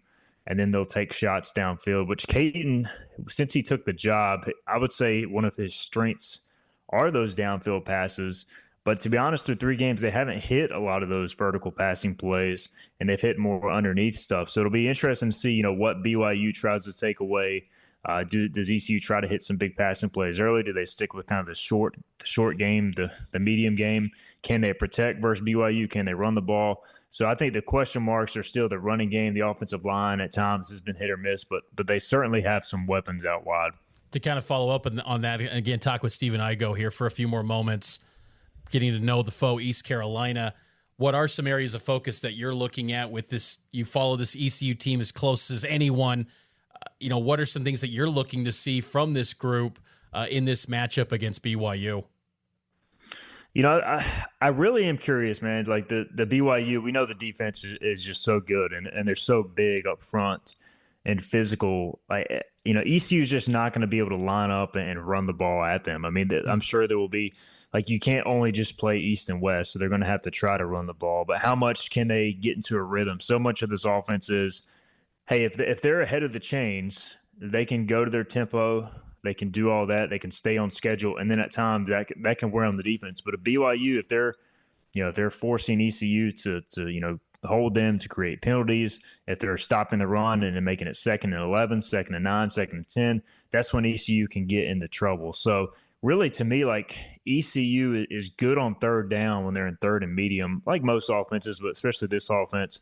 If BYU is able to stop them on 1st and 2nd down, put them in 3rd and long, I don't think that's a recipe for success for the Pirates. And the other thing defensively for the Pirates is, you're facing obviously Bear Bachmeier, first road start. If ECU can stop the run and put him into 3rd and long situations where he has to go through his progressions, how does he react to that in his first road start as a freshman? So if you're ECU, you want to put him in those situations, see how he responds. And if he goes out and completes some tight window throws, then maybe you have to adjust as the game goes along. But really, the first quarter for me, I think we'll be able to get a pretty good feel for maybe how the chess match is going to play out throughout the evening inside Dowdy-Ficklin Stadium.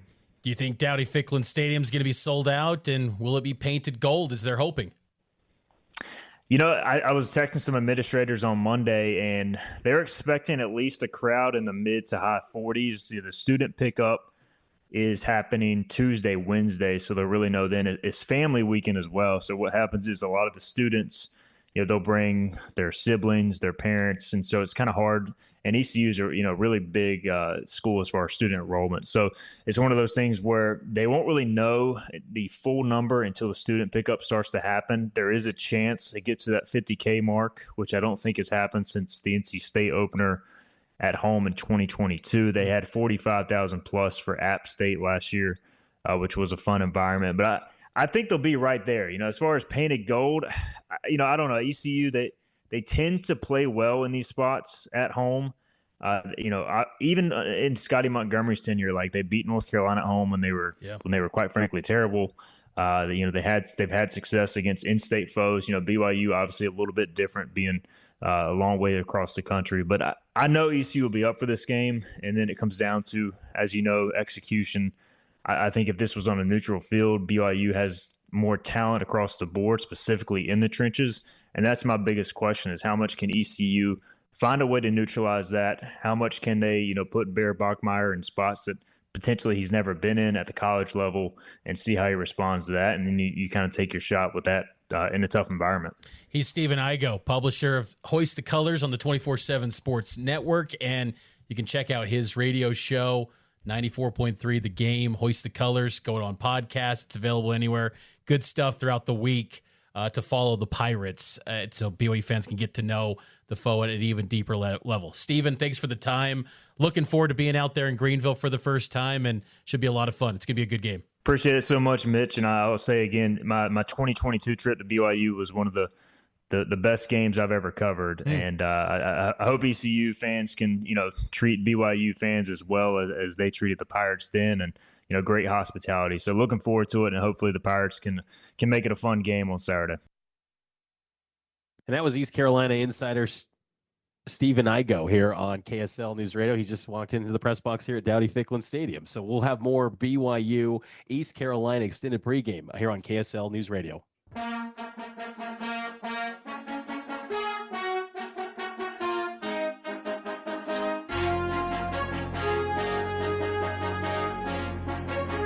Welcome back into extended pregame of BYU East Carolina here on KSL News Radio. Mitch Harper, Kyle Ireland with you today. BYU and the Pirates kick off at 5:30 p.m. Mountain Time, 7:30 Eastern. And right now it's time for some Cougar Tales. So Nate, fire up that music and we'll get things started here with Cougar Tales. And the Big 12 Conference is going to start providing video from its replay center this season. Audio won't come until 2026, but Big 12 trying to be transparent when it comes to its replay booth. I think the big thing with that, Mitch, is the transparent part that you just mentioned. Like, fans appreciate transparency into those types of things with officiating, with, I mean, even coaches just talking about the game, press conferences, those types of things. Like, any insight that the fan doesn't get from their vantage point, whether it be watching at home on the TV or inside the stadium, the more transparency, the more visibility they have into the process of what they're watching, what they're consuming, whether it be, basketball or football like we're watching today. I think that transparency is critical in building, a fan base that trusts the process. I mean, I look at like an example of like, a turnover, right? Like just being able to have something where you're able to see what the officiating is seeing, and that where you can make a judgment, and then like you can make your opinion off of the judgment that's being made by the official at that point in time. But without any sort of visibility, I always love when, like you're watching like an NFL game or you're watching like an NBA game and they go to like the replay center. Like I think that adds some level of trust between the fan and the viewer. The Big 12 has their replay center in Irving, Texas. Obviously, today's game will be based on the Americans officiating crew, but going forward after today, it'll be Big 12 games for BYU, 9 conference games on the season, and they'll have those replay center shots in Irving, Texas, and then next year we'll get some audio. Now, this might not be Cougar Tales, but I think Cougar fans are probably excited about it. Maybe you could call it Wreckham Tales, but Texas Tech gets it done 34-10 over Utah. That is a final at Rice-Eccles Stadium. Is it time to buy in, Kyle, to Texas Tech maybe as the class of the Big 12, or is it someone else? Maybe could it be BYU? Yeah, I think that BYU still has something to prove before I would reach that conclusion. But Texas Tech, I mean, they put on a show there, especially in the fourth quarter, putting up 24 points in the final 15 minutes against Utah on the road. Backup quarterback coming in. That was a really impressive showing from the Red Raiders to close that game out. And I also think that, we've seen a lot from TCU in the first month of the season as well. That makes me think that the Horned Frogs are pretty legit. Iowa State maybe is another one that you look at. And BYU, I think that those are probably the top 4 teams, in my opinion, in the conference so far throughout the first few weeks. Yeah, huge win for Texas Tech. Again, they had a backup quarterback step in, and Will Hammond, 13 of 16, 169 yards, 2 touchdowns. He stepped in for an injured Baron Morton. Utah, you look at their schedule going forward, they've got at West Virginia, which will not be easy. West Virginia is always a tricky spot on the road. Then they go Arizona State at BYU. Tough 3-game stretch for the Utes coming up. So this could potentially, snowball if they don't pick themselves up off the map. But I do think Texas Tech is for real. It's one of the better teams that you can buy in the Big 12 Conference. But I think it's more than that, too. They had a lot of roster retention. They had some good coordinator hires. Joey McGuire's done a really good job with that program. And I think the only knock on them is just simply they've never done it before. But that's a huge win for Texas Tech to get that victory at Rice-Eccles Stadium. Other scores in the Big 12 Conference today. TCU took down SMU 35-24. They were down for a moment, and then they responded with 14 points in the fourth quarter as the Horned Frogs win what might be the last Iron Skillet game in that rivalry. And then another Big 12 game in action, UCF up 7-0 with 8:23 to go in the first quarter in Orlando against Bill Belichick's North Carolina Tar Heels. Well, let's take a break. We'll get to more BYU football talk with Cougs and the Pirates coming up a little bit later today. But first, we're going to get to some BYU basketball. Rob Wright, I had the chance to catch up with BYU basketball star guard. We'll hear from Rob Wright next on Extended Pregame here on Cougar Sports Saturday on KSL News Radio. It's Cougar Sports Saturday. That's caught! Touchdown! Stayed inside the boundary and gets in for 6. Cougar Sports Saturday, a presentation of KSL Sports. Richie right to the rim, driving score! He would not be denied! BYU Sports Talk by Cougar fans for Cougar fans. Sponsored by Any Hour Services, electrical, plumbing, heating, and air. Your hosts are Mitch Harper and Kyle Ireland. On Utah's legacy home of the Cougars, KSL News Radio, 102.7 FM and 1160 AM. The most anticipated season of BYU men's basketball is just around the corner, and to talk some Cougar hoops, I'm joined now by BYU basketball guard Rob Wright. And Rob, appreciate you carving out some time to hop on with me here. And how's life in Provo so far? It's been a handful of months now. How are you enjoying it? I've been enjoying it well, gotten to know my teammates, just gotten to build bonds with the coaches and just with the staff, and even just going to class and just experience everything. It's been nice. So your hometown is, I see, Wilmington, Delaware. Are there any similarities at all between Wilmington and Provo, or is it just two completely different lifestyles? I think it's two completely different lifestyles. Wilmington is a city. It's loud. Provo is really nice and laid back and cool. So it's a little different. So far, though, has the experience at BYU been everything that you'd hope for when you transfer from Baylor to BYU? Yes, it's been everything. I mean, everyone's been welcoming. The people, the fans, my teammates, the coaches, just the whole organization has just been very welcoming. So it's been easy. You've already kind of cleared the air on some of the stuff with the transfer, but I got to ask you, was it difficult at all to pick a team like BYU that was in the same conference as your old stop at Baylor? No, I wouldn't say it was, because I was just looking for the right fit for me. So I was just trying to find a place where I could thrive on and off the court with academics and just with school, and then just trying to get to where I want to go in life in the next level. Talk with Rob Wright here on KSL Sports. BYU basketball season just around the corner, and you talk about the next level in the NBA, and a handful of your high school teammates at Montverde, 4 of them in that starting lineup are all first-round draft picks. How much of a role did this decision to come to BYU play in you arriving here and as far as the NBA path is concerned? It played a big part just because, we have an NBA coach in Kevin Young. So just having someone who's been around the league and just has connections and things like that. And then just being able to play in the Big 12, which is tough, and just play a good schedule and just be in a place where I can be in a place to win and just show my true talents. A lot of people know about Kevin Young's background with his NBA connections. Has there been anything that, as you get to know Coach Young more throughout this season that kind of surprised you, or something new that you learned that maybe you didn't know before you committed to BYU about Coach Young? Really just how good of a basketball mind he has, I would say. Just because he's been and coached guys like Chris Paul, who's someone I look up to. I went to his camp both in high school and then college this year I went. So just him being around great basketball minds like that and just giving me little gems, I mean, it's all been good. I was going to ask you about that experience with Chris Paul's camp and with Chris Paul being so close to Kevin Young. Did CP3 tell you anything about Coach Young, or any pointers that you'd be willing to share? So I knew CP3 because I went to the camp in high school. Yep. So when I got down there, I mean, he knows me and Coach Young, so we all talked. And he was just telling me that KY is a great guy and just that he's going to trust me and just instill the same confidence that he instilled in him when he was coaching him. It's been fun this summer to see all the clips from practices and some of the footage. It just seems like the practices are highly competitive, intense. How would you describe the day in, day out of summer practices in preparation for this season? I think it's really intense. I mean, there's a lot of expectations, but we're just trying to block out the noise and just come in the gym and put the work in every day. Just keep stacking days. That's our motto. What is the potential of this team, you think? I think the potential is just to reach the Final Four, the national championship, and win the Big 12. I mean, our potential could be crazy. I think it's undeniable what we could do.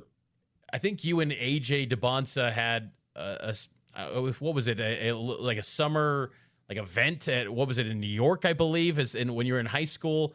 What's the relationship like with you and AJ? How is it coming together and the chemistry between you guys? So we've known each other since he was like 14. I was probably 15, 16. So, I mean, we've known each other for so long. Then like USA camp, and then we played on the same team at Slam. And then just competing in high school, we always competed against each other. Like my senior year, we played against them twice. They were like number 2 team. We were number 1. So just having a guy like that I'm comfortable with, and then just welcome me also and coming to a new situation, new place, it's just been good to have somebody like that. What was your first memory when you were 14 of meeting AJ and him meeting you? So actually, he was playing against my little brother, who played like in the May hoop circuit. They were both in like 8th grade, I believe, and like he dunked on somebody on my brother's team. So that was my first impression. Talk with Rob Wright here on KSL Sports. I'm also curious, how's it been playing alongside Richie Saunders and first team All Big 12 performer? And you went up against him last year. What's it like now being a teammate with Richie? When I first got here, I couldn't believe how hard of a worker he was. I mean, he's a great person. I mean, since I've been here, he's always been trying to help me just make sure I'm comfortable, just give little tips on like what he sees. Cause he was a first rounder. Well, first team last year. So he's just trying to help, and just as an older guy, just trying to make sure that I feel comfortable, because, transferring for everyone isn't always easy. So he's just been a great role model since I've been here and just been helping me. Richie has a ability where he can be a knockdown three-point shooter. He can also attack the rim, get downhill. You're also elite in the paint and finishing. Where did you develop that skill? Because not every point guard can make that happen in traffic and finish the way that you can. Was that like a toughness, just the way that you play growing up, or how did you develop those skills? So it's funny because I think I just always kind of had that. Even at a young age, like my dad would always say that, like I've always been good at finishing through contact and just getting in the paint and creating those little opportunities, even though I haven't always been the tallest player. So I think it's just been my whole life, just always being smaller than everyone, and had to find different ways to score and use my quickness and things like that. When you talk about guards that are maybe smaller, one of the coaches on the staff, John Linehan, he was a Northeast guy, smaller guy. What's your relationship like with Coach Linehan, and what pointers does he give about ways to finish at the rim and things like that? He gives a lot of pointers. I mean, he's talking to me all the time. We're watching film together. So he's just trying to help me be the best version of myself. He was a great defensive player, and that's one of the biggest things that I'm trying to improve on. So just hearing from him and just trying to keep learning, and just him welcome me here, and then just keep teaching me things I don't know, because he played at the pro level for, I believe, 12 years. So just learning from a pro, that's great. This program at BYU, it's, Kevin Young said it's not hypothetical, the pro connections. Has it been even more than you realized when you committed, the connections at the NBA and really throughout basketball with this staff and program? Yeah, since I've been here, I mean, it's a lot of pros that come through here. I mean, it's just even guys that come back that used to play here, they just come back and work out and things. So just seeing the environment that they're building, and then just having a coach like KY, I think that's all you need right there. How's this team coming together away from the court, Rob? And it's been fun to see from afar. I think there was a video you shared, some live streaming at Lagoon. Like, how are you guys coming together as a group to bond off the court too? I mean, we do team events all the time. Sometimes the coach set it up, but even we have ourselves just spent time with each other. We're just always around each other because, we're here at school together, and we're going to be the ones on the court at the end of the day. So the better bond we have, I think that's going to give us the best chance of reaching our potential, I would say. Speaking of your Twitch stream, I think all of us hoop heads and junkies just love the 1v1s, the video that you guys put out over the summer. What inspired the Twitch? Where can people follow you on the Twitch? Are you going to have some more content throughout the season? I believe I will. I don't really know how much I will because of the season. So, in the summer, it's a little different. I don't have to worry about school so much, even though I took some classes, but it's a big difference when you got practice in school. It's just a big difference. So I guess we'll have to see. Well, I know my kids, they're always W chat when you're going live on Twitch. Last couple things here for you, Rob. Again, just how excited are you now? Just kind of, we're getting closer now to the season, exhibition games, and then the regular season. Just maybe the readiness of this group coming out of the summer and for the season ahead, and trying to deliver on those high expectations as you talked about earlier. I mean, I'm super excited. I mean, we're all excited, I believe. We're here competing every day, just trying to win, just competing, whether it's closeouts, defense, whether we're scrimmaging each other. We're just always competing. Everybody on the team is just being competitive. So I think having a competitive environment is just going to help us later in the season. Any games on that non-conference schedule that really get you fired up, excited? I mean, there's some big ones. Is there anyone in particular that stand out to you? I wouldn't say there's really one, but I'm gonna just take all of them. They're all going to be big games, so I don't really have one. But we did last year lose to Baylor last year, so I guess I would want to. We lost to UConn last year with Baylor, so I guess I would want to beat UConn this time. Yeah, that's going to be a great one. November 15th in Boston at the TD Garden. Cannot wait for that one. And the season, of course, will tip off in Vegas and Nebraska, that exhibition that's just around the corner. We'll appreciate the time you spent here with me, Rob. And, again, looking forward to seeing you in Cougar Blue. And best of luck this season. Yes, sir. I appreciate you. That's Rob Wright here on KSL Sports.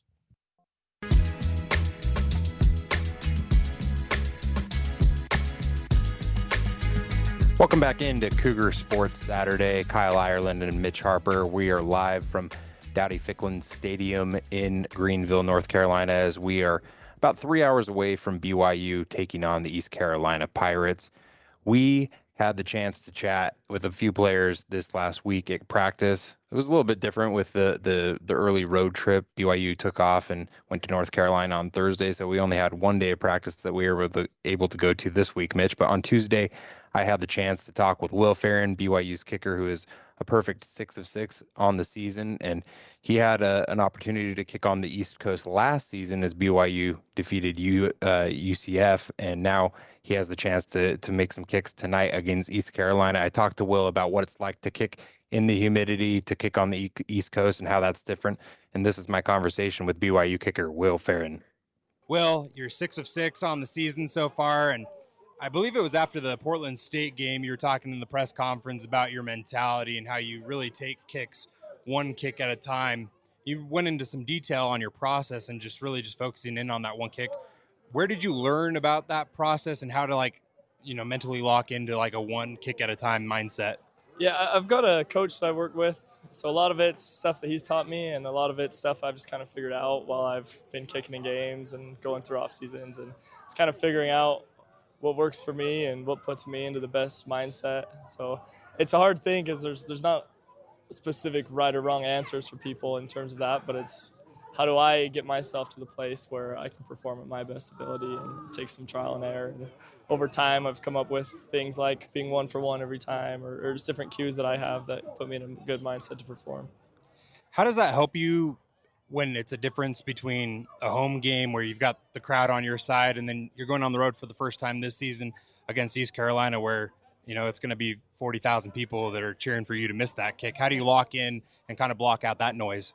Yeah, it's really not much different for me. I think collective noise, you don't really notice it a whole lot when you're playing. The only difference is I can't really hear my holder very much, but I don't really need to either. So I don't notice much difference. We prepare for the surface we're going to be on and stuff like that. But in terms of the crowd, I don't really care if, even at home, if they're quiet or loud. That doesn't really impact what I'm doing. It was talked about a few weeks ago how you guys were going to pump in some noise at practice to be able to kind of, create that road mindset and, noise and whatnot to get ready for your first road environment. How's that been like to have that? Is it just for the defense and offense?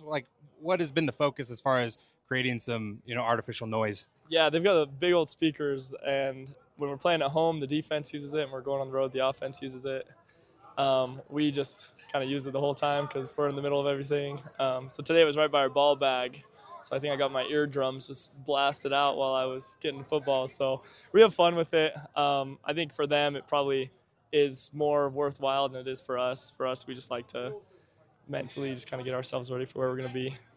Can you talk about your special teams unit, your room, and you've got a new face there snapping for you this season, but you've got Sam and you who are both back as starters this year. What's it been like to kind of have a new face kind of in the environment in the room with you, but also some familiarity with Sam as well? Yeah, it's awesome. I think we have a really good situation in our group where we're all tight. We like to have fun here at the hotels. We're always joking around with each other. It's also, I think, we have a lot of the same guys, which just helps where we've built a system here.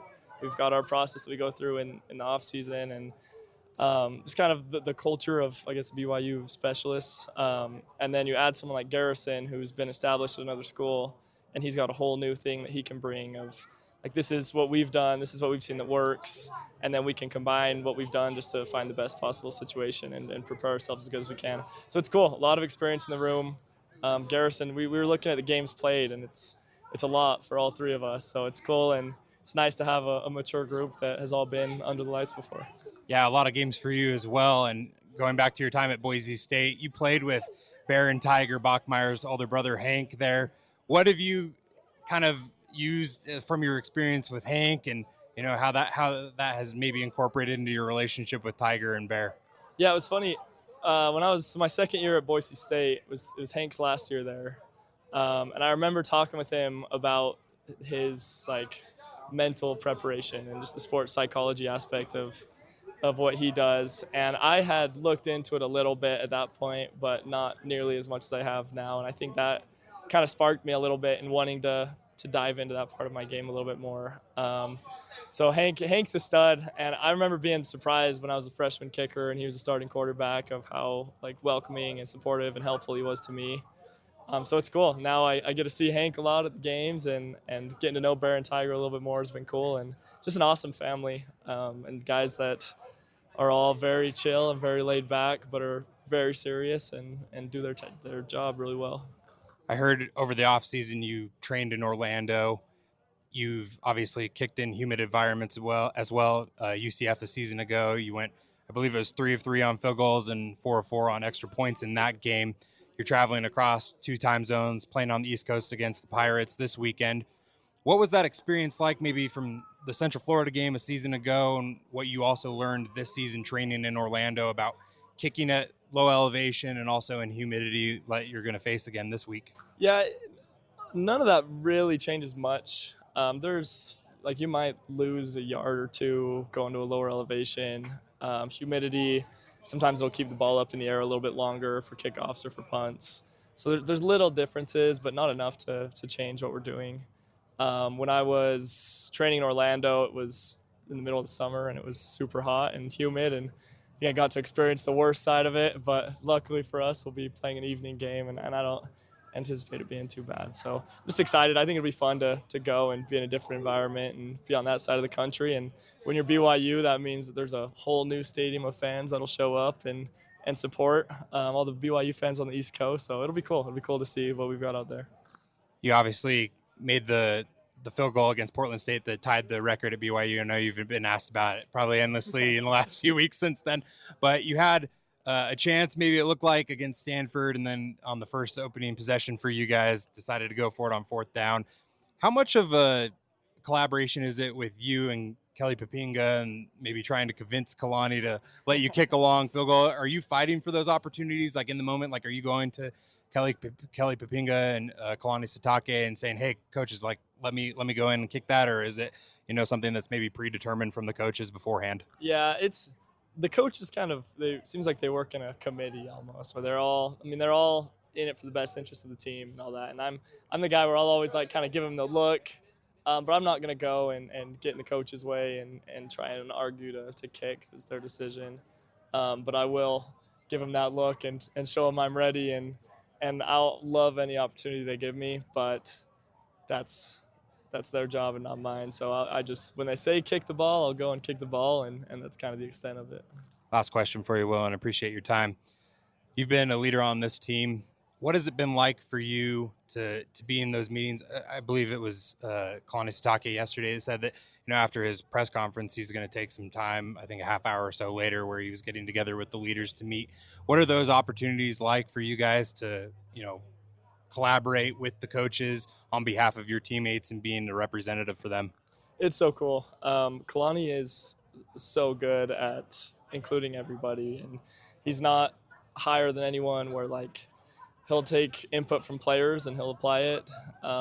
He's even talked about taking input from fans before, which I'm not encouraging people to do, but he's so humble where everything's a council. He'll bring stuff to us and we'll share the players' opinion of it.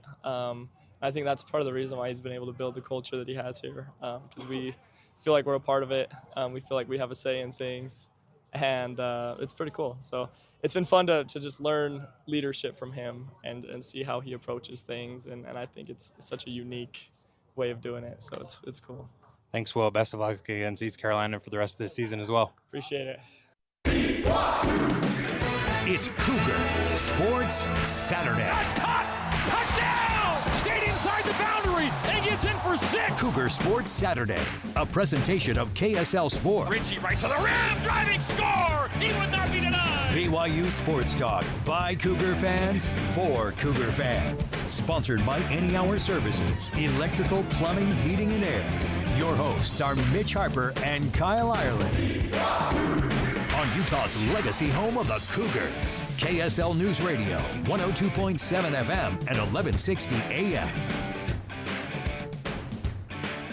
Welcome back into extended pregame coverage of BYU versus East Carolina here on KSL News Radio. We're coming to you live from Dowdy-Ficklin Stadium here in Greenville, North Carolina. You can listen to the action right here on KSL News Radio. Kickoff at 5:30 p.m. Mountain Time, 7:30 Eastern Time between the Cougars and the Pirates. Mitch Harper and Kyle Ireland here with you. We're seeing the East Carolina cheerleaders going through their practice and drills before tonight's big game as they're looking to paint the stadium gold tonight between the Cougars and the Pirates. And to get a in-depth breakdown of this matchup, it's time for 3 and Out.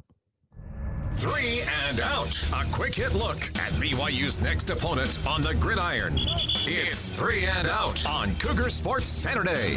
So with any drive here on 3 and Out, you got to go with the first down.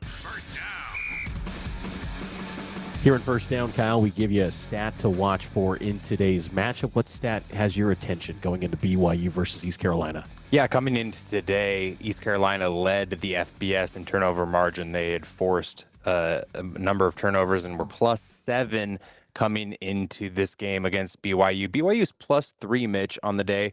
I look for BYU to win the turnover margin today against the Pirates. I think that's critical for BYU to find success and find victory. I like that one. For me, it's 9%. That's the stuff rate for BYU's offense. Now, what stuff rate is that 9% of BYU's carries are being stopped at the line of scrimmage or behind the line of scrimmage. Not very often is it happening for BYU. So if they can maintain that in this game against an East Carolina rush defense that's one of the best in college football through the first 3 or 4 weeks of the season, they're number 7 nationally.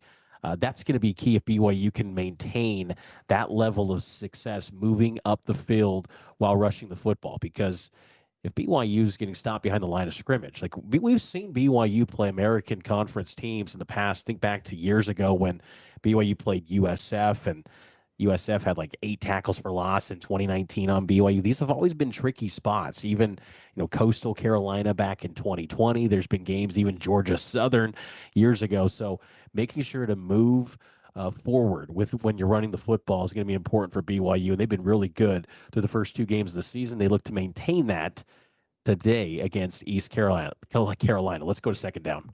Second down. Here in second down, we look at players to watch. Who are you watching for in today's matchup? Yeah, the players I'm particularly going to watch today, Mitch, are the running backs on both sides. LJ Martin, we've talked about him earlier in the show and the success that he has had throughout BYU's first 2 games, 241 yards on the ground. He had a career high against Portland State in the opener. And then on the other side of the field, I think that BYU is also going to have to limit London Montgomery, ECU's running back. He only has 108 yards on the ground today, and that's really due to the fact that they're throwing the football all over the field. You've got Caden Hauser, who's almost 1,000 yards passing this season.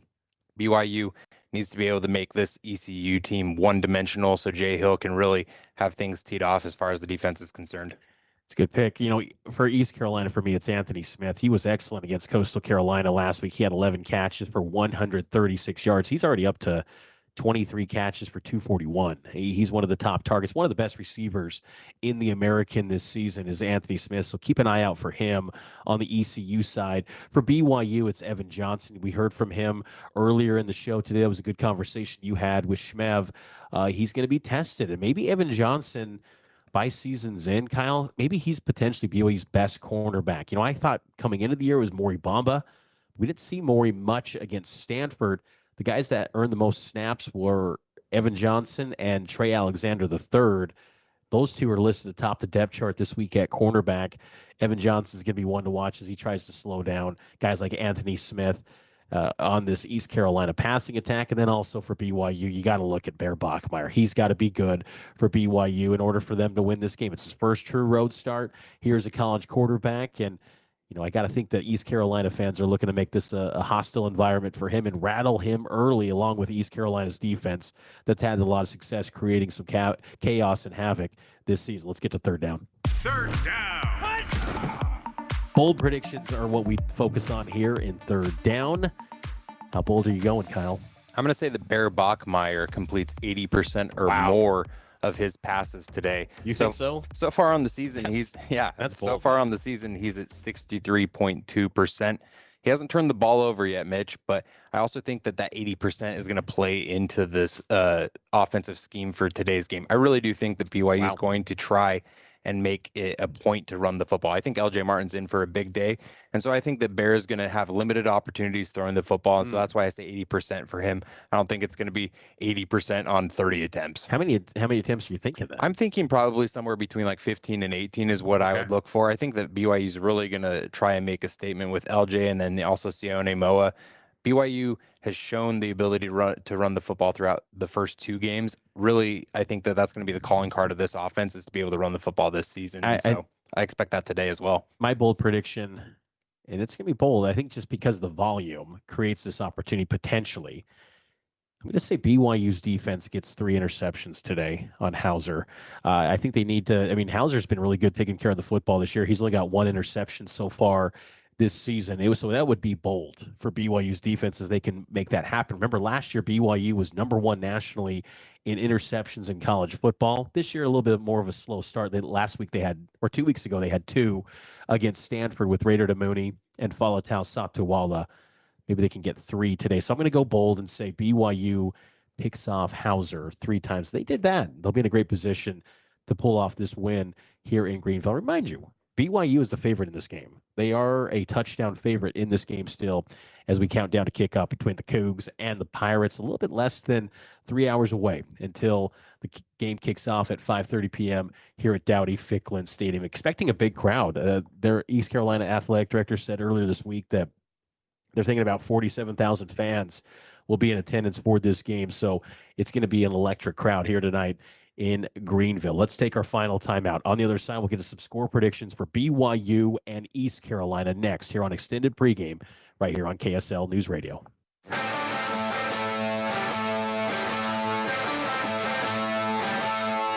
Back into Cougar Sports Saturday.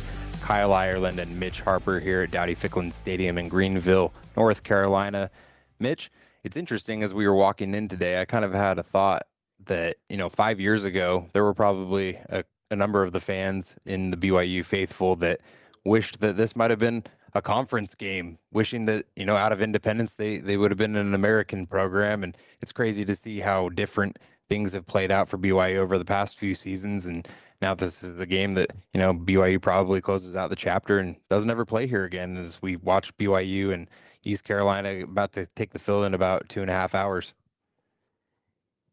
Yeah, they wandered the wilderness in Independence, and there were times when people in the BYU fan base thought, hey, maybe that American conference would be a pretty good landing spot if the power conference never came calling, but obviously it all worked out for BYU being in the Big 12, and I wonder long term what will ever happen with ECU's landing spot going forward with the American if there's ever the domino shift and they land somewhere. But it's a big game for BYU today, and they go into this game as a favorite.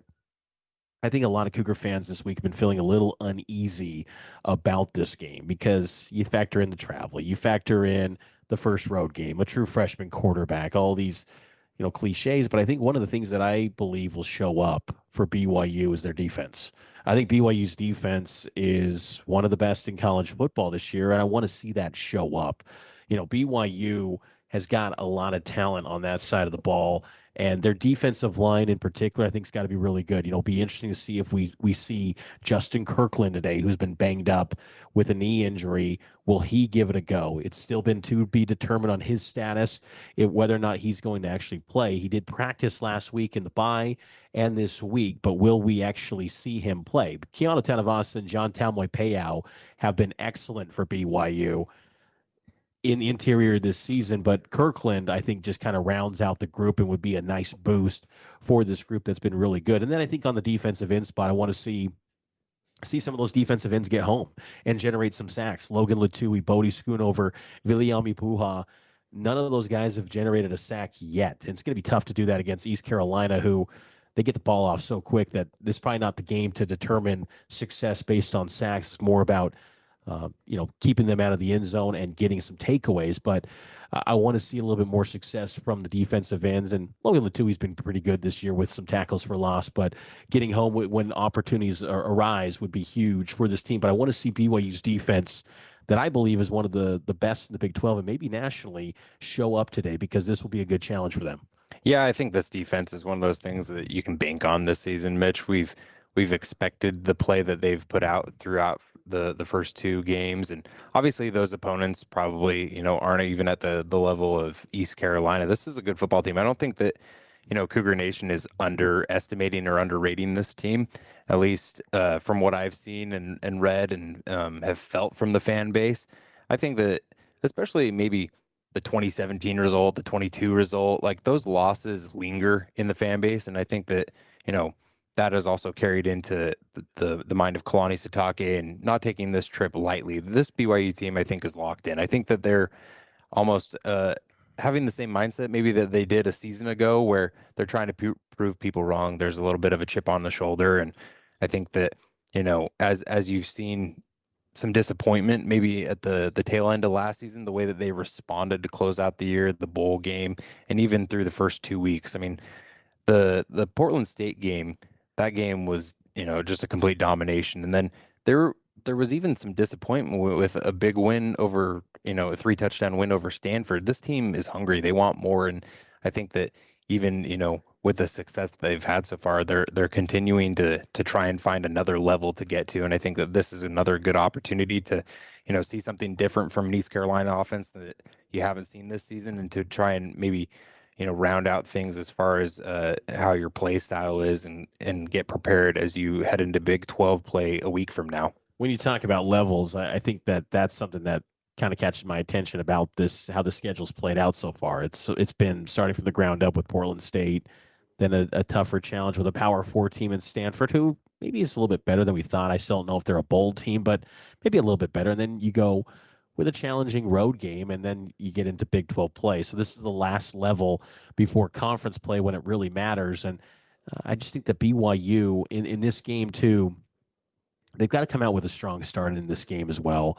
I think that's going to be critical for BYU. If they can have on that first offensive series, not even a touchdown or a field goal, but just a couple first downs, because I just think this is going to be an insane environment to begin. Just let Bear Bachmeier experience a little bit of success. The last thing I want to see for BYU's offense is 3 and out early on, because then some doubt starts to creep in. Chase Roberts hit on it after the Stanford game. It's taking time still to develop that chemistry between the receivers and Bear Bachmeier. And without JoJo Phillips in this wide receiver unit now, there's a little bit of, how is this all going to play itself out? So having some early success, I think, would bode well for BYU. But I do believe that defense, like I said earlier, is going to show up, and I think that they're going to be tested. I'm really curious to see how BYU attacks the up-tempo attack of East Carolina. There just haven't been many up-tempo teams that Jay Hill has faced since he's been at BYU in 2023. So it's a very unique challenge, and I think it helps the fact that BYU did have an extra week to get ready for this one. And I want to see what new looks BYU brings into this game. Is this a game where you bring in some specials that Aaron Roderick has been well known for? Do you work in Parker Kingston into that regard? So it's a good matchup, but ultimately, though, Kyle, I think BYU is the better football team. I think they got more depth. I think the trenches is where BYU wins this game. The return of Weylin Lapuaho on the offensive line is huge for BYU. I think Keanu Tanavasa has been excellent this season for the Cougars. He had a sack against Stanford. The pressures he was generating against Portland State, Keanu Tanavasa is excellent. Even a ECU student last night was telling you he even knew about Keanu Tanavasa. I was pretty impressed. He was doing his scouting report on BYU. Tanavasa is going to be hard for ECU to handle. And ECU's got size on their offensive line, but I think Tanavasa is going to be a force. So as we kind of get closer to kickoff, we're about 2.5 hours away until kickoff. What's your score prediction for BYU and East Carolina? Yeah, I'm going to say 27-17 BYU gets the win. I do think that you're going to see a little bit of a defensive force from BYU, maybe a late touchdown for ECU, late field goal from them.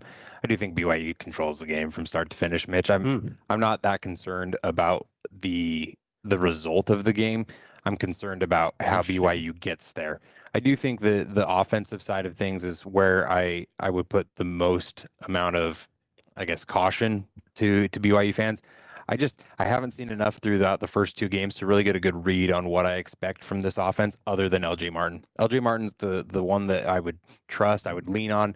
I expect him to have a big game today. I really do think that the way that LJ plays, the way that he goes, the way that he performs, I think that that's how BYU is going to go this season. I do think that that is also how this game is going to go as well. I am curious, too, to see how much work Bear Bachmeier factors in with the tight ends, Carson Ryan. Yeah. This tight end unit outside of Carson Ryan, is there anyone else that's a receiving threat? I don't know yet. Kean needs probably that number 2 tight end, but he's more a blocker. Do you have any other options at that tight end position that you could go to? Because, again, I think the absence of JoJo Phillips is pretty noteworthy for this receiver unit and this BYU offense at large. But like you, Kyle, I'm going to go with BYU in this game. I think BYU's defense will show up, like I said, and I think they're going to hold ECU to 13 points. I think ECU will get yards, but I think BYU will tighten up. If they get into BYU territory, East Carolina's offense, and again, I said earlier, I think BYU is going to generate, my bold prediction was, three interceptions, 3 takeaways. So I think BYU wins. I think it's going to be a little bit lower scoring because I think BYU is going to try to control the clock. I think BYU 24, East Carolina 13. I think BYU gets out of Greenville with a big road win and sets the stage for Big 12 play with an undefeated record once again. Yeah, I think the thing that I really want to watch from the offensive side of things, I want to see a good flow to the game, Mitch. Yeah. I feel like that was the thing that's been missing so far through the first 2 games. I just want to see a nice rhythm from the offense, whether Bear's throwing it all over the place or LJ Martin's running the ball really well. I just want to see some consistent flow. I don't want to see anything where it's like, man, like what happened there? Almost like the first possession of Stanford that I mentioned earlier on in the show. It's just like that kind of just throws things off. I hope that BYU has used the bye week to work some of those things out. I think that the other thing that I would also, throw caution to the wind is, this East Carolina passing attack. I think that the thing that I'm interested to see is the cornerback rotation. We kind of talked about it with Kalani Sitake last week, was Maury Bamba and that rotation with him and Trey Alexander and Evan Johnson. What does that rotation look like today? Are we going to see more playing time from Maury Bamba than we have the first 2 weeks? Is it really locked in with Trey Alexander, Evan Johnson? I think that those 3 are going to be tested today on the outside. It's a big game. BYU and East Carolina kickoff at 5:30 p.m. We will have coverage throughout the night here on KSL News Radio. You can listen to the call on the KSL News Radio app, 102.7 FM, 1160 AM, KSLSports.com, the KSL Sports app. So many different ways to listen to BYU football. And, of course, you can watch the game on ESPN2 as well. We will have coverage from inside Dowdy-Ficklin Stadium here on KSLSports.com. So check out our bylines and video content after the game as well. So it's BYU and ECU. Appreciate all of you for tuning into the show. We will talk to you next week here on Cougar Sports Saturday. And make sure to listen to Cougar Tracks throughout the week coming up next week. It's the Cougs and the Pirates here on KSL.